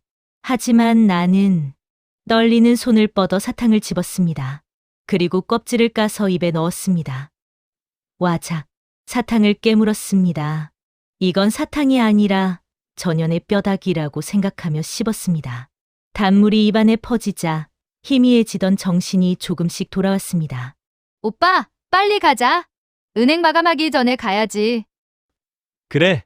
가자 사모님 오늘 밤에 파티할까? 좋지, 어머니. 저희 나갔다 올게요. 집 잘 지키고 계세요. 아, 비밀번호 바꿨으니까 나갈 생각 마시고요. 그들은 나갔습니다. 내 도장과 내 자존심을 챙겨서 텅 빈 거실에는 정사의 냄새와 쓰러진 나만 남았습니다. 나는 비틀거리며 일어났습니다. 바닥에 흩어진 내 물건들을 주섬주섬 담았습니다. 그러다 손에 잡힌 종이 한 장, 그들이 급하게 나가느라 흘리고 간 종이 한 장이 있었습니다. 대출 신청서. 담보물건 서울시 강남구 희망아파트 101동 1502호. 신청 금액 6억 원. 대출 실행 예정일 2026년 2월 20일, 2월 20일. 내일 모레입니다. 아직 하루의 시간이 남았습니다. 그리고 내 손에는 아까 며느리 가방에서 몰래 빼낸 것이 하나 쥐어져 있었습니다. 그들이 도장에 정신 팔려 있을 때 내가 바닥을 기어가며 슬쩍 훔쳐낸 것. 바로 남자 데이비드의 명함이었습니다. DS 피트니스 대표 최데이비드 010-8888-1234. 그리고 하나 더. 아까 내가 기절한 척하고 있을 때 며느리가 무심코 내뱉은 말 한마디가 내 뇌리에 박혔습니다. 민수 씨 몰래 하려면. 그래, 아들은 아직 모른다. 아무리 팔불출 아들이라도 지 마누라가 딴 남자랑 붙어먹고 지 집을 날려먹으려는 걸 알면 눈이 뒤집히겠지. 하지만 증거가 필요하다. 심증만으로는 안 된다. 나는 거실 천장을 올려다봤습니다. 거실 한 구석, 루이의 행동을 관찰하기 위해 며느리가 설치해둔 팩캠. 며느리는 자기가 그걸 꺼뒀다고 생각했겠지만 나는 봤습니다. 아까 그놈이 들어올 때 빨간 녹화 불빛이 깜빡거리는 것을. 며느리는 기계치입니다. 끄는 척만 하고 코드는 뽑지 않았던 겁니다. 저 안에 오늘의 모든 것이 들어있다. 저들의 더러운 짓거리와 도장을 훔쳐가는 강도지까지 전부 다. 나는 비틀거리는 다리를 끌고 팩캠 앞으로 다가갔습니다. 메모리 카드. 손톱만 한 저 칩 하나에 내 인생의 반전이 담겨 있다. 손이 떨려서 잘 빠지지 않았습니다. 식은땀이 눈을 찔렀습니다. 제발, 제발. 하나님, 부처님, 조상님, 한 번만 도와주이소. 딸깍. 작은 소리와 함께 메모리 카드가 내 손바닥 위로 떨어졌습니다. 나는 그것을 주머니 안에 넣었습니다. 주머니 속에 깊숙이 감췄습니다. 내 몸에서 가장 안전한 곳이었으니까요. 이제 나는 이 집을 탈출해야 합니다. 비밀번호가 바뀌었다고 했지? 상관없어. 창문을 깨서라도 베란다를 타고 넘어서라도 나갈 것이다. 나가서 아들을 만나야 한다. 아니, 아들보다 더 확실한 사람을 만나야 한다. 법으로 저들을 응징해 줄 사람. 내 옛날 단골 손님, 김 변호사, 박세라, 최데이비드. 니들은 오늘 건드리지 말아야 할 것을 건드렸다. 잠자는 사자의 코털을 뽑은 게 아니라 독사의 꼬리를 밟았다. 내 6억은 니들의 저승 노잣돈이 될 것이다. 나는 현관으로 향했습니다. 도어락이 안 열린다고? 두고 봐라. 나는 주방에서 무쇠 프라이팬을 집어 들었습니다. 이걸로 문을 부수든 경보기를 울리든 나는 나간다. 그리고 다시 돌아올 땐 이 집은 니들의 무덤이 되어 있을 것이다. 쾅, 쾅, 쾅. 무쇠 프라이팬이 현관문을 강타할 때마다 내 손목은 끊어질 듯 시큰거렸습니다. 하지만 멈출 수 없었습니다. 이 문을 열지 못하면 나는 죽는다. 저들이 돌아오기 전에, 내 아들 명의로 6억 대출이 실행되기 전에 나는 이 감옥을 나가야만 했습니다. 문 열어, 불이야. 사람 살려. 목청이 터져라 소리를 질렀습니다. 강남 한복판 최고급 아파트. 방음이 얼마나 잘 되는지 매 비명은 메아리처럼 복도에 갇혀버리는 것 같았습니다. 하지만 내게는 믿는 구석이 하나 있었습니다. 바로 이 아파트의 보안 시스템입니다. 며느리가 자랑하듯 말했었죠. 어머니, 우리 집은 현관에 충격 감지 센서가 있어서 강제로 문 따려고 하면 경비실로 바로 호출 가요. 그래, 와라. 경비든 경찰이든 누구든 와라. 드디어 거실 벽에 붙은 월패드에서 경비실 호출음이 울렸습니다. 나는 프라이팬을 들고 월패드 앞으로 달려갔습니다. 여보세요, 아저씨, 문 좀 열어주소. 며느리가 날 가뒀어. 문이 안 열려. 화면 속 경비원은 찌푸린 얼굴로 나를 쳐다보더군요. 아이고, 할머니, 또 그러세요? 1502호죠? 며느님이 전화 왔었어요. 할머니가 치매기가 있어서 자꾸 문 부수려고 한다고. 진정하세요. 자꾸 이러시면 입주민 민원 들어옵니다. 뭐라고? 치매? 며느리가 벌써 손을 쓴 겁니다. 역시 치밀한 년. 아니다. 치매 아니다. 지금 며느리가 내 돈 훔쳐서 도망갔다고. 빨리 문 열어. 안 열면 내가 이 집 다 불질러 버릴 거야. 가스 밸브 연다. 나는 주방으로 달려가 가스레인지 레버를 잡는 신용을 했습니다.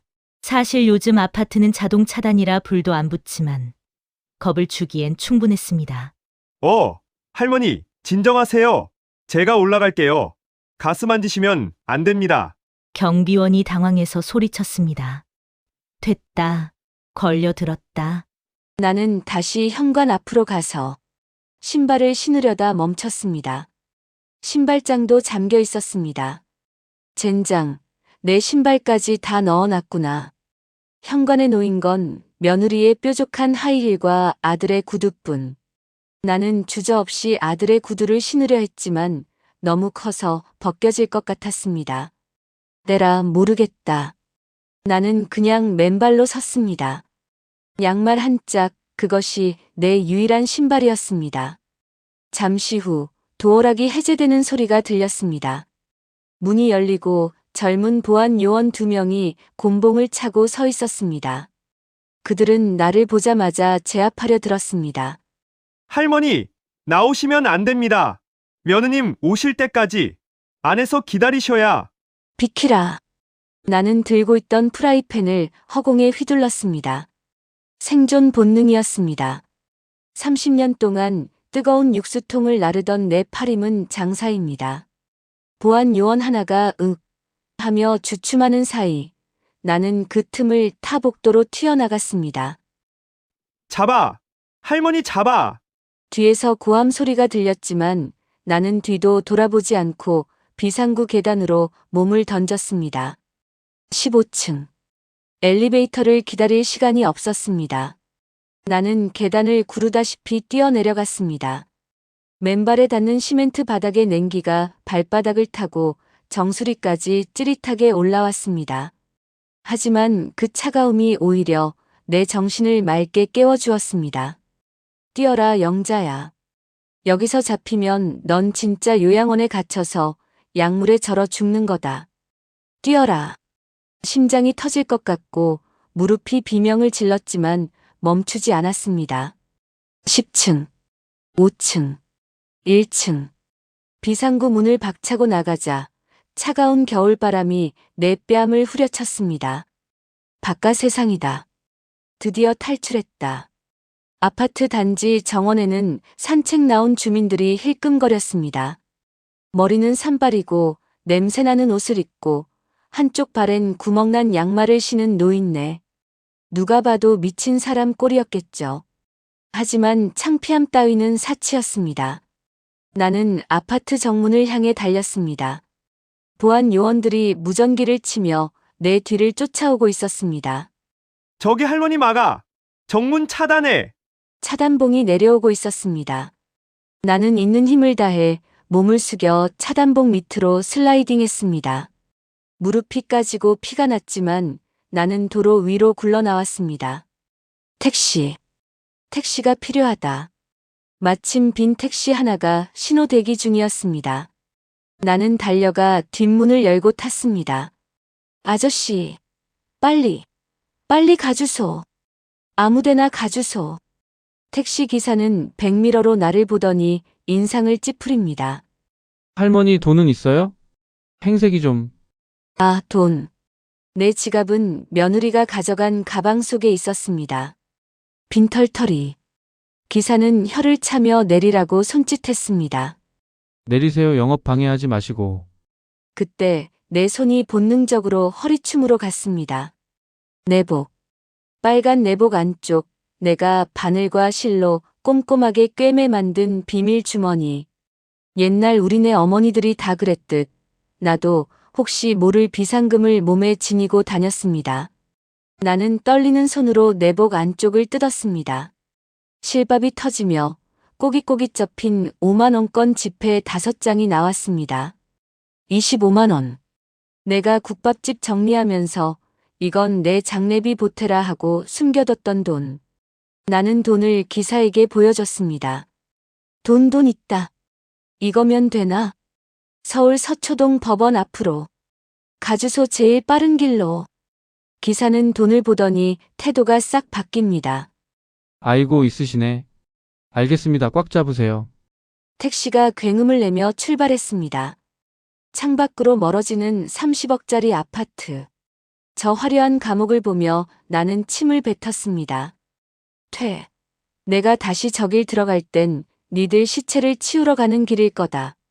택시 안에서 나는 거친 숨을 고르며 입안에 머금고 있던 것을 뱉어냈습니다. 작고 까만 플라스틱 조각. 팩캠 메모리 카드.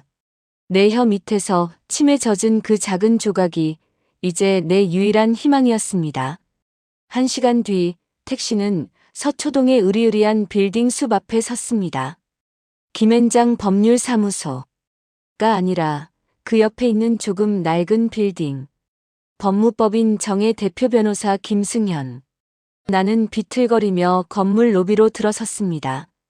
맨발에 피가 맺혀 바닥에 붉은 발자국이 찍혔습니다. 경비원이 막아서려 했지만 나는 엘리베이터로 직진했습니다. 7층. 엘리베이터 문이 열리고 깔끔한 사무실이 보였습니다. 리셉션에 앉아있던 여직원이 나를 보고 기겁을 하며 일어났습니다. 어머, 할머니. 어떻게 오셨어요? 여기 잡상인 출입 금지예요. 김승현 변호사. 좀 만나러 왔다. 내 이름은 오영자다. 변호사님 지금 회의 중이세요. 그리고 예약 안 하셨으면 야, 이년아. 내가 오영자라고 전해라. 국밥집 할매라고 하면 안다. 당장 나오라 캐라. 내 고함 소리에 사무실 안쪽 문이 열렸습니다. 그리고 말끔한 정장을 입은 중년 남자가 나왔습니다. 흰머리가 희끗하지만 눈빛이 선한 남자. 김승현 변호사. 그는 20년 전 고시생 시절 내 국밥집에서 매일같이 3,000원짜리 국밥을 먹으며 공부하던 청년이었습니다. 돈 없을 땐 내가 공짜로 밥도 주고 김치도 싸주던 그 고시생 김씨. 그가 나를 보더니 눈이 휘둥그레졌습니다. 이모님. 영자 이모님 아니세요?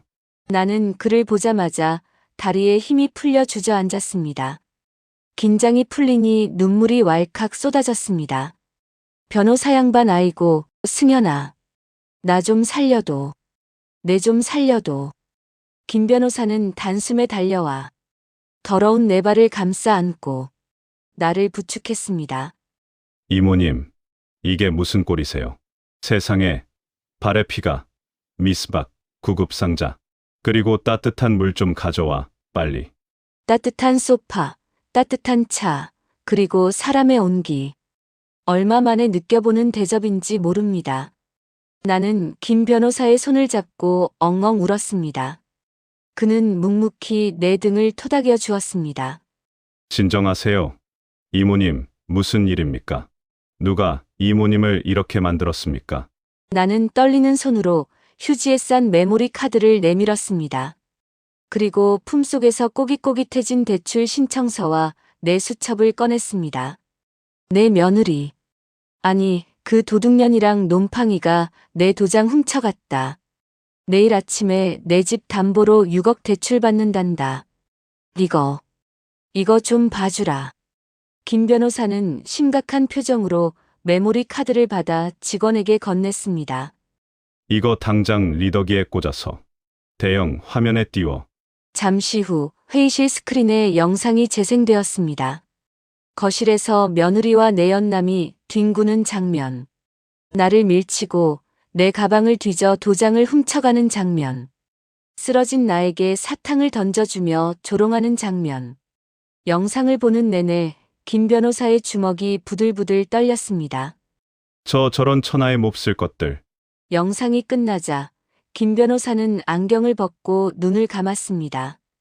그리고 깊은 한숨을 내쉬더니 나를 똑바로 쳐다봤습니다. 이모님 기억나세요? 제가 사법고시 합격하고 국밥집 찾아갔을 때 이모님이 그러셨죠. 이제 힘없는 사람들, 억울한 거 풀어주는 훌륭한 사람 되라고요. 그래. 그랬지. 제가 그 약속 오늘 지키겠습니다. 이 사건 제가 맡겠습니다. 수임료는 20년 전 국밥값으로 퉁치죠. 대신 그의 눈빛이 매섭게 변했습니다. 저들을 아주 확실하게 법으로 뼈와 살을 분리해 놓겠습니다. 괜찮으시겠습니까? 아드님도 다칠 수 있습니다. 아들. 민수. 바보 같은 놈. 하지만 제 마누라가 딴 남자랑 붙어 먹는 것도 모르고 헬렐레하는 놈. 가슴이 아팠지만 고름은 짜내야 살이 차오르는 법입니다. 상관없다. 내 아들이라도 죄를 지었으면 벌을 받아야지. 아니, 그놈은 멍청한 죄가 더 크다. 다 죽여도 좋다. 내 집만, 내 자존심만 찾아다오. 알겠습니다. 김 변호사는 즉시 직원들에게 지시를 내리기 시작했습니다. 자, 지금부터 비상이다. 첫째, 내일 아침 은행 문 열기 전에 지급정지 가처분 신청 넣는다. 인감 도난 신고서랑 사건, 접수증 첨부해서 팩스 넣어 대출 실행 막아. 둘째, 이 영상 캡처해서 특수절도, 주거침입, 노인학대로 고소장 작성해 경찰서장한테 내가 직접 전화한다. 셋째, 아파트 명의 이거 부담부 증여, 계약 위반이다. 증여 해제 소송 준비해. 계약서 사본, 내 금고에 보관돼 있는 거 꺼내? 변호사의 입에서 법률 용어들이 기관총처럼 쏟아져 나왔습니다. 듣기만 해도 속이 뻥 뚫리는 기분이었습니다. 그때 김 변호사가 나를 보며 부드럽게 말했습니다. 근데 이모님, 싸우러 가시려면 갑옷부터 입으셔야죠. 갑옷?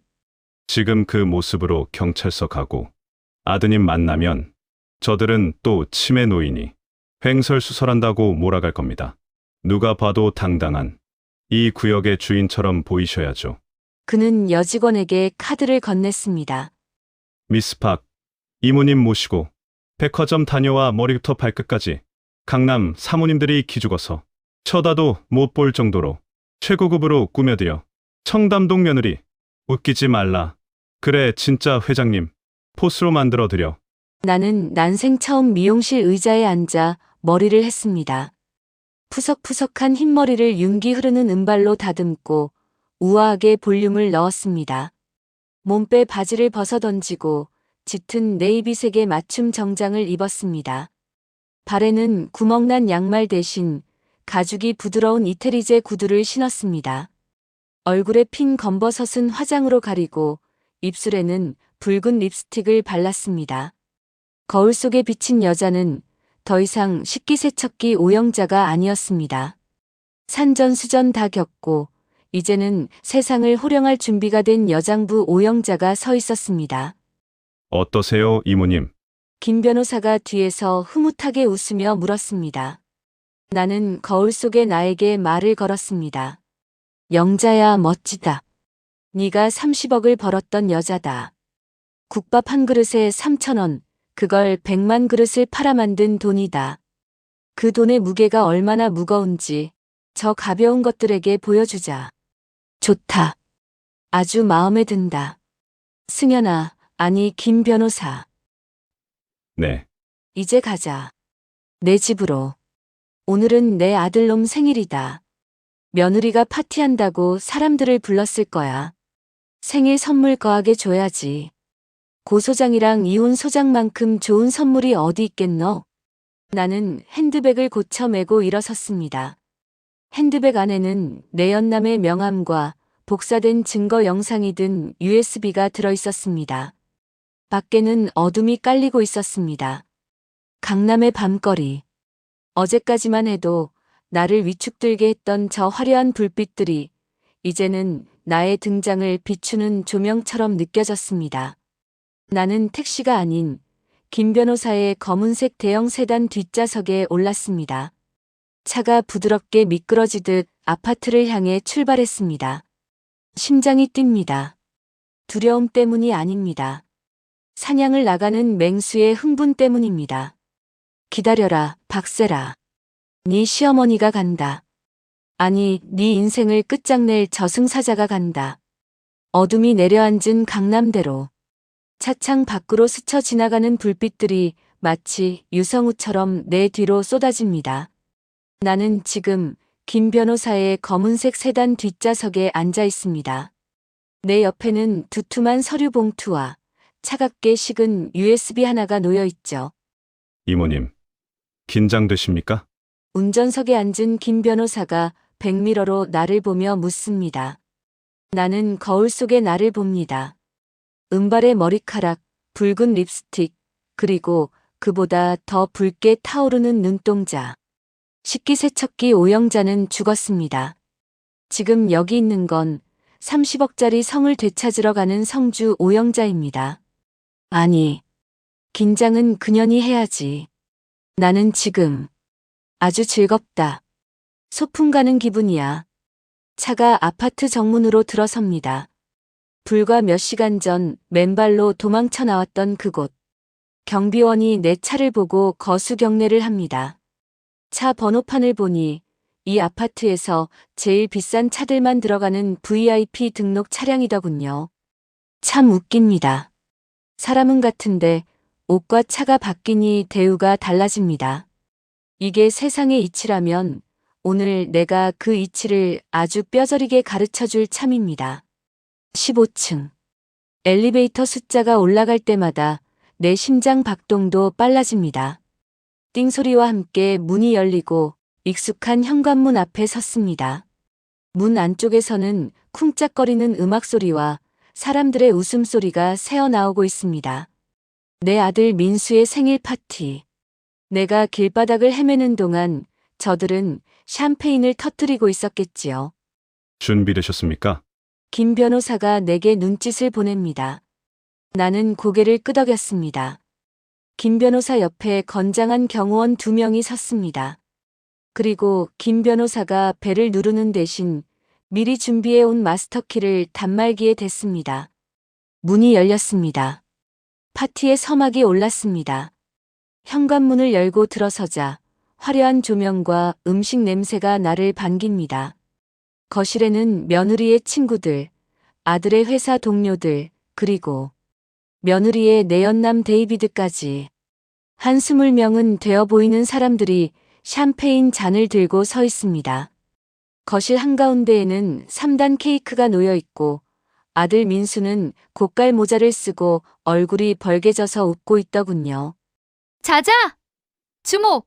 우리 남편 강남 입성하고 첫 생일인데 건배사 한번 해야지. 며느리 세라가 마이크를 잡고 소리칩니다. 드레스 코드를 맞췄는지 아주 등이 훤히 파인 붉은 드레스를 입고 있더군요. 그 옆에는 데이비드가 턱시도를 입고 서빙을 하는 척하며 며느리의 허리를 슬쩍 감싸고 있습니다. 가관입니다. 아, 고마워, 여보. 다 우리 와이프 덕분이지. 우리 엄마가 좀 편찮으셔서 오늘 자리에 없긴 하지만 그래도 우리끼리 즐기자고. 치어스! 치어스! 잔들이 부딪히는 맑은 소리. 챙! 그 소리가 신호탄이었습니다. 나는 또각또각 구두 소리를 내며 거실로 걸어 들어갔습니다. 내 뒤로 검은 양복을 입은 남자 셋이 그림자처럼 따랐습니다. 가장 먼저 나를 발견한 건 문 쪽에 서 있던 며느리의 친구였습니다. 어머, 누구세요? 음악 소리에 묻혀 내 목소리는 들리지 않았습니다. 나는 거실 중앙에 있는 오디오 시스템으로 다가갔습니다. 그리고 전원 코드를 확 뽑아버렸습니다. 갑작스러운 정적.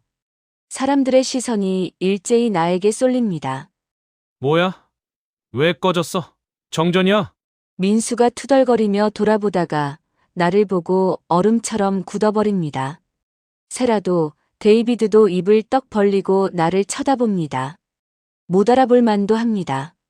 몇 시간 전까지 몸빼 바지를 입고 있던 노인네가 지금은 청담동 사모님보다 더 귀티나는 정장을 입고 서 있으니까요.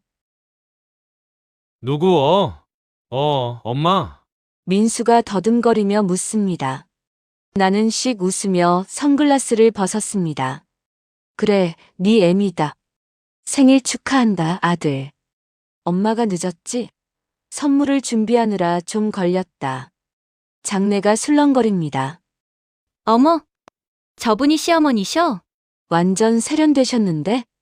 치매라더니 멀쩡하시잖아. 수근거리는 소리가 들려옵니다. 며느리 세라의 얼굴이 백지장처럼 하얗게 질립니다. 어머니? 어떻게 아니? 옷은 또 그게 뭐예요? 어디 갔다가? 왜? 내가 길바닥에서 얼어 죽은 줄 알았냐? 아니면 치매 노인이라 집도 못 찾아올 줄 알았냐? 나는 뚜벅뚜벅 걸어가 식탁 위에 놓인 3단 케이크 앞에 섰습니다. 그리고 손가락으로 생크림을 콕 찍어 맛을 봤습니다. 달다. 아주 달아. 내 피 같은 돈으로 산 케이크라 그런가 꿀맛이네. 엄마, 사람들 앞에서 왜 그래? 그리고 뒤에 저 사람들은 누구야? 민수가 당황해서 소리칩니다. 나는 내 뒤에 서 있는 김 변호사를 가리켰습니다. 인사해라. 엄마 변호사다. 그리고 오늘 네 생일 파티의 하이라이트를 담당해 주실 분이지.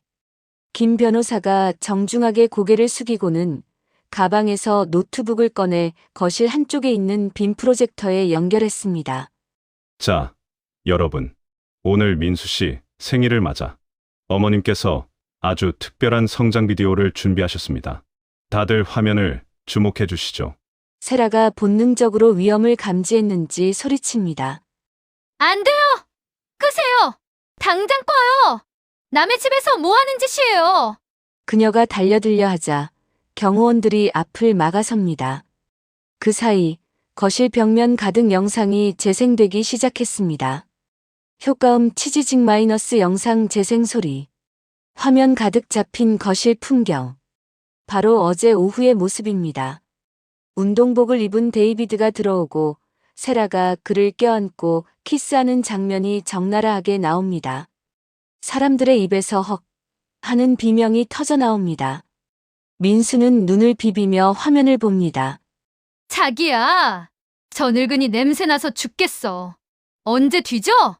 오구오구. 참아. 대출 6억만 나오면 내가 헬스장 2호점 차려줄게. 민수 걔는 멍청해서 아무것도 몰라. 깔깔대며 맞아. 걘 내가 하늘이라면 하늘인 줄 알아. 아, 근데 도장 찾았어? 이어서 내가 바닥을 기어가며 도장을 뺏기지 않으려고 애원하는 장면. 데이비드가 나를 밀치고 세라가 내 가방을 뒤집어 엎는 장면. 마지막으로 쓰러진 나에게 사탕을 던져주며 조롱하는 장면까지. 영상은 약 3분. 그 3분 동안 거실은 숨소리 하나 들리지 않는 그야말로 진공 상태가 되었습니다. 영상 속에서 헐벗은 채 뒹구는 두 남녀. 그리고 지금 파티장에 서 있는 붉은 드레스의 며느리와 턱시도의 남자. 누가 봐도 빼박입니다. 영상이 끝나고 화면이 꺼졌습니다. 김 변호사가 노트북을 닫는 소리가 탁 하고 울렸습니다. 이게 뭐야? 민수의 목소리가 떨립니다. 그는 천천히 고개를 돌려 세라를 봅니다. 그리고 그녀 옆에 서 있는 자신의 트레이너 형님이라던 데이비드를 봅니다. 여보, 그게 아니라. 저거 조작이야. 요즘 AI 알지? 딥페이크. 그거야. 어머니가 나 모함하려고 만든 거야. 세라가 민수의 팔을 잡고 매달립니다. 와, 끝까지 발뺌이라니. 대단한 멘탈입니다. 딥페이크. 나는 헛웃음을 터뜨리며 핸드백에서 명함 한 장을 꺼냈습니다. 여기 네 자기 명함이다. 내가 어제 네 가방에서 주웠지. 그리고 여기 니들이 작성한 대출 신청서 사본. 그리고 여기 니들이 훔쳐간 내 인감 도장으로 찍은 각서. 나는 서류 뭉치를 허공에 흩뿌렸습니다. 종이들이 눈처럼 팔랑거리며 민수의 얼굴 위로, 세라의 드레스 위로 떨어졌습니다. 민수야. 네 마누라가 네 몰래 이 집 담보로 6억 대출 받으려던 거 알고 있었냐? 민수는 바닥에 떨어진 서류를 주워들었습니다. 손을 덜덜 떨며 내용을 읽어 내려갑니다. 얼굴이 흑빛으로 변합니다. 6억? 헬스장 투자. 세라야, 너! 아니야, 민수 씨. 다 우리 미래를 위해서. 닥쳐! 민수가 소리를 지르며 먹고 있던 케이크 접시를 바닥에 내동댕이 쳤습니다. 와장창. 너 형님이랑 우리 집에서 내가 출근한 사이에 민수는 배신감에 몸을 가누지 못하고 비틀거립니다. 데이비드는 슬금슬금 뒷걸음질을 치며 현관 쪽으로 도망가려 합니다. 하지만 경호원들이 문을 막고 서 있습니다. 어딜 가나 총각. 파티는 이제 시작인데. 나는 데이비드 앞으로 다가갔습니다. 키는 멀대같이 큰 놈이 내 눈빛을 피하며 쭈뼛거립니다. 할머니, 아니, 여사님 오해입니다. 저는 그냥 사모님이 시키는 대로. 오해? 네가 내 며느리 엉덩이 주무르는 게 오해냐? 네가 나보고 냄새난다고 킬킬거린 게 오해냐? 짝! 내 손바닥이 놈의 뺨을 후려쳤습니다. 어찌나 세게 때렸는지 내 손이 얼얼할 정도였습니다.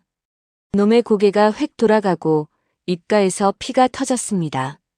이건 내 몸에 손뗀 값이다. 짝! 반대쪽 뺨을 다시 후려쳤습니다. 이건 내 아들놈 등쳐먹은 값이고. 나는 쓰러진 놈을 발로 걷어차고 며느리 쪽으로 돌아섰습니다. 세라는 바들바들 떨며 주저앉아 있습니다. 친구들은 이미 핸드폰을 꺼내 이 막장 드라마를 촬영하고 있더군요. 그래, 찍어라. 널리 널리 퍼뜨려라. 빡세라. 일어나라. 어머니, 잘못했어요. 제가 잠깐 미쳤었나 봐요. 한 번만 용서해 주세요.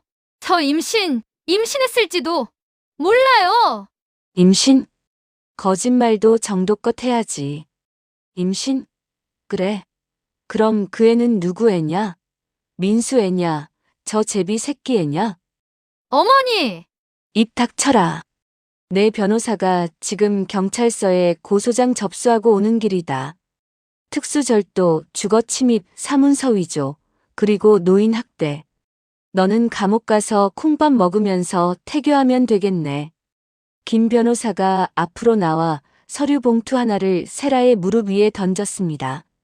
이건 증여 해제 통보서와 명도 소송장입니다. 부담부 증여 계약 제3조. 수증자가 증여자와 그 배우자, 직계열 쪽에 대하여 범죄 행위를 한 때에는 증여를 해제할 수 있다. 며느님은 어머님을 학대하고 재물을 강취했습니다. 따라서 이 아파트에 대한 증여는 즉시 해제됩니다. 쉽게 말해 이 집은 다시 오영자님 것입니다. 안 돼, 안 돼! 내 집이야! 내가 인테리어 다 했는데! 세라가 악을 쓰며 발악합니다. 그녀의 눈이 뒤집혔습니다. 그녀는 식탁 위에 있던 빵칼을 집어들었습니다. 다 죽여버릴 거야! 아무도 못 뺏어가! 내 거야! 사람들이 비명을 지르며 도망갑니다. 민수도 겁에 질려 뒷걸음질 칩니다. 하지만 나는 피하지 않았습니다. 산전수전 다 겪은 국밥집 할매를 고작 빵칼 따위로 위협해. 나는 그녀가 휘두르는 팔을 가볍게 피하고 그녀의 손목을 낚아채 비틀었습니다. 뚝. 아! 칼이 바닥에 떨어지고 세라는 바닥에 엎어졌습니다. 나는 그녀의 붉은 드레스 자락을 밟고 섰습니다. 네 거. 이 집엔 네 거 하나도 없다. 네가 입고 있는 그 드레스, 네가 들고 있는 가방, 네 뱃속에 들어간 음식까지 다 내 돈이다. 그러니 나갈 때는 다 토해내고 나가라. 나는 주변을 둘러보며 손님들에게 외쳤습니다. 자, 쇼는 끝났습니다. 다들 나가주세요. 그리고 나가서 소문 좀 내주세요. 강남 며느리 박세라가 어떤 년인지 그리고 이 영상 원본 필요하신 분 에어드롭으로 쏴드립니다. 손님들은 혼비백산하여 도망쳤습니다. 거실에는 엉망진창이 된 케이크와 바닥에 엎드려 우는 며느리, 멍하니 서 있는 아들, 그리고 코피를 흘리는 내연남만 남았습니다. 그때 현관 밖에서 사이렌 소리가 들려왔습니다. 경찰입니다. 민수야. 나는 넋이 나간 아들을 불렀습니다. 엄마! 민수가 울먹이며 나에게 다가오려 합니다. 오지 마라. 나는 손을 들어 그를 막았습니다. 너도 공범이다. 뭐? 엄마! 난 몰랐어! 난 피해자야! 몰랐던 게 죄다.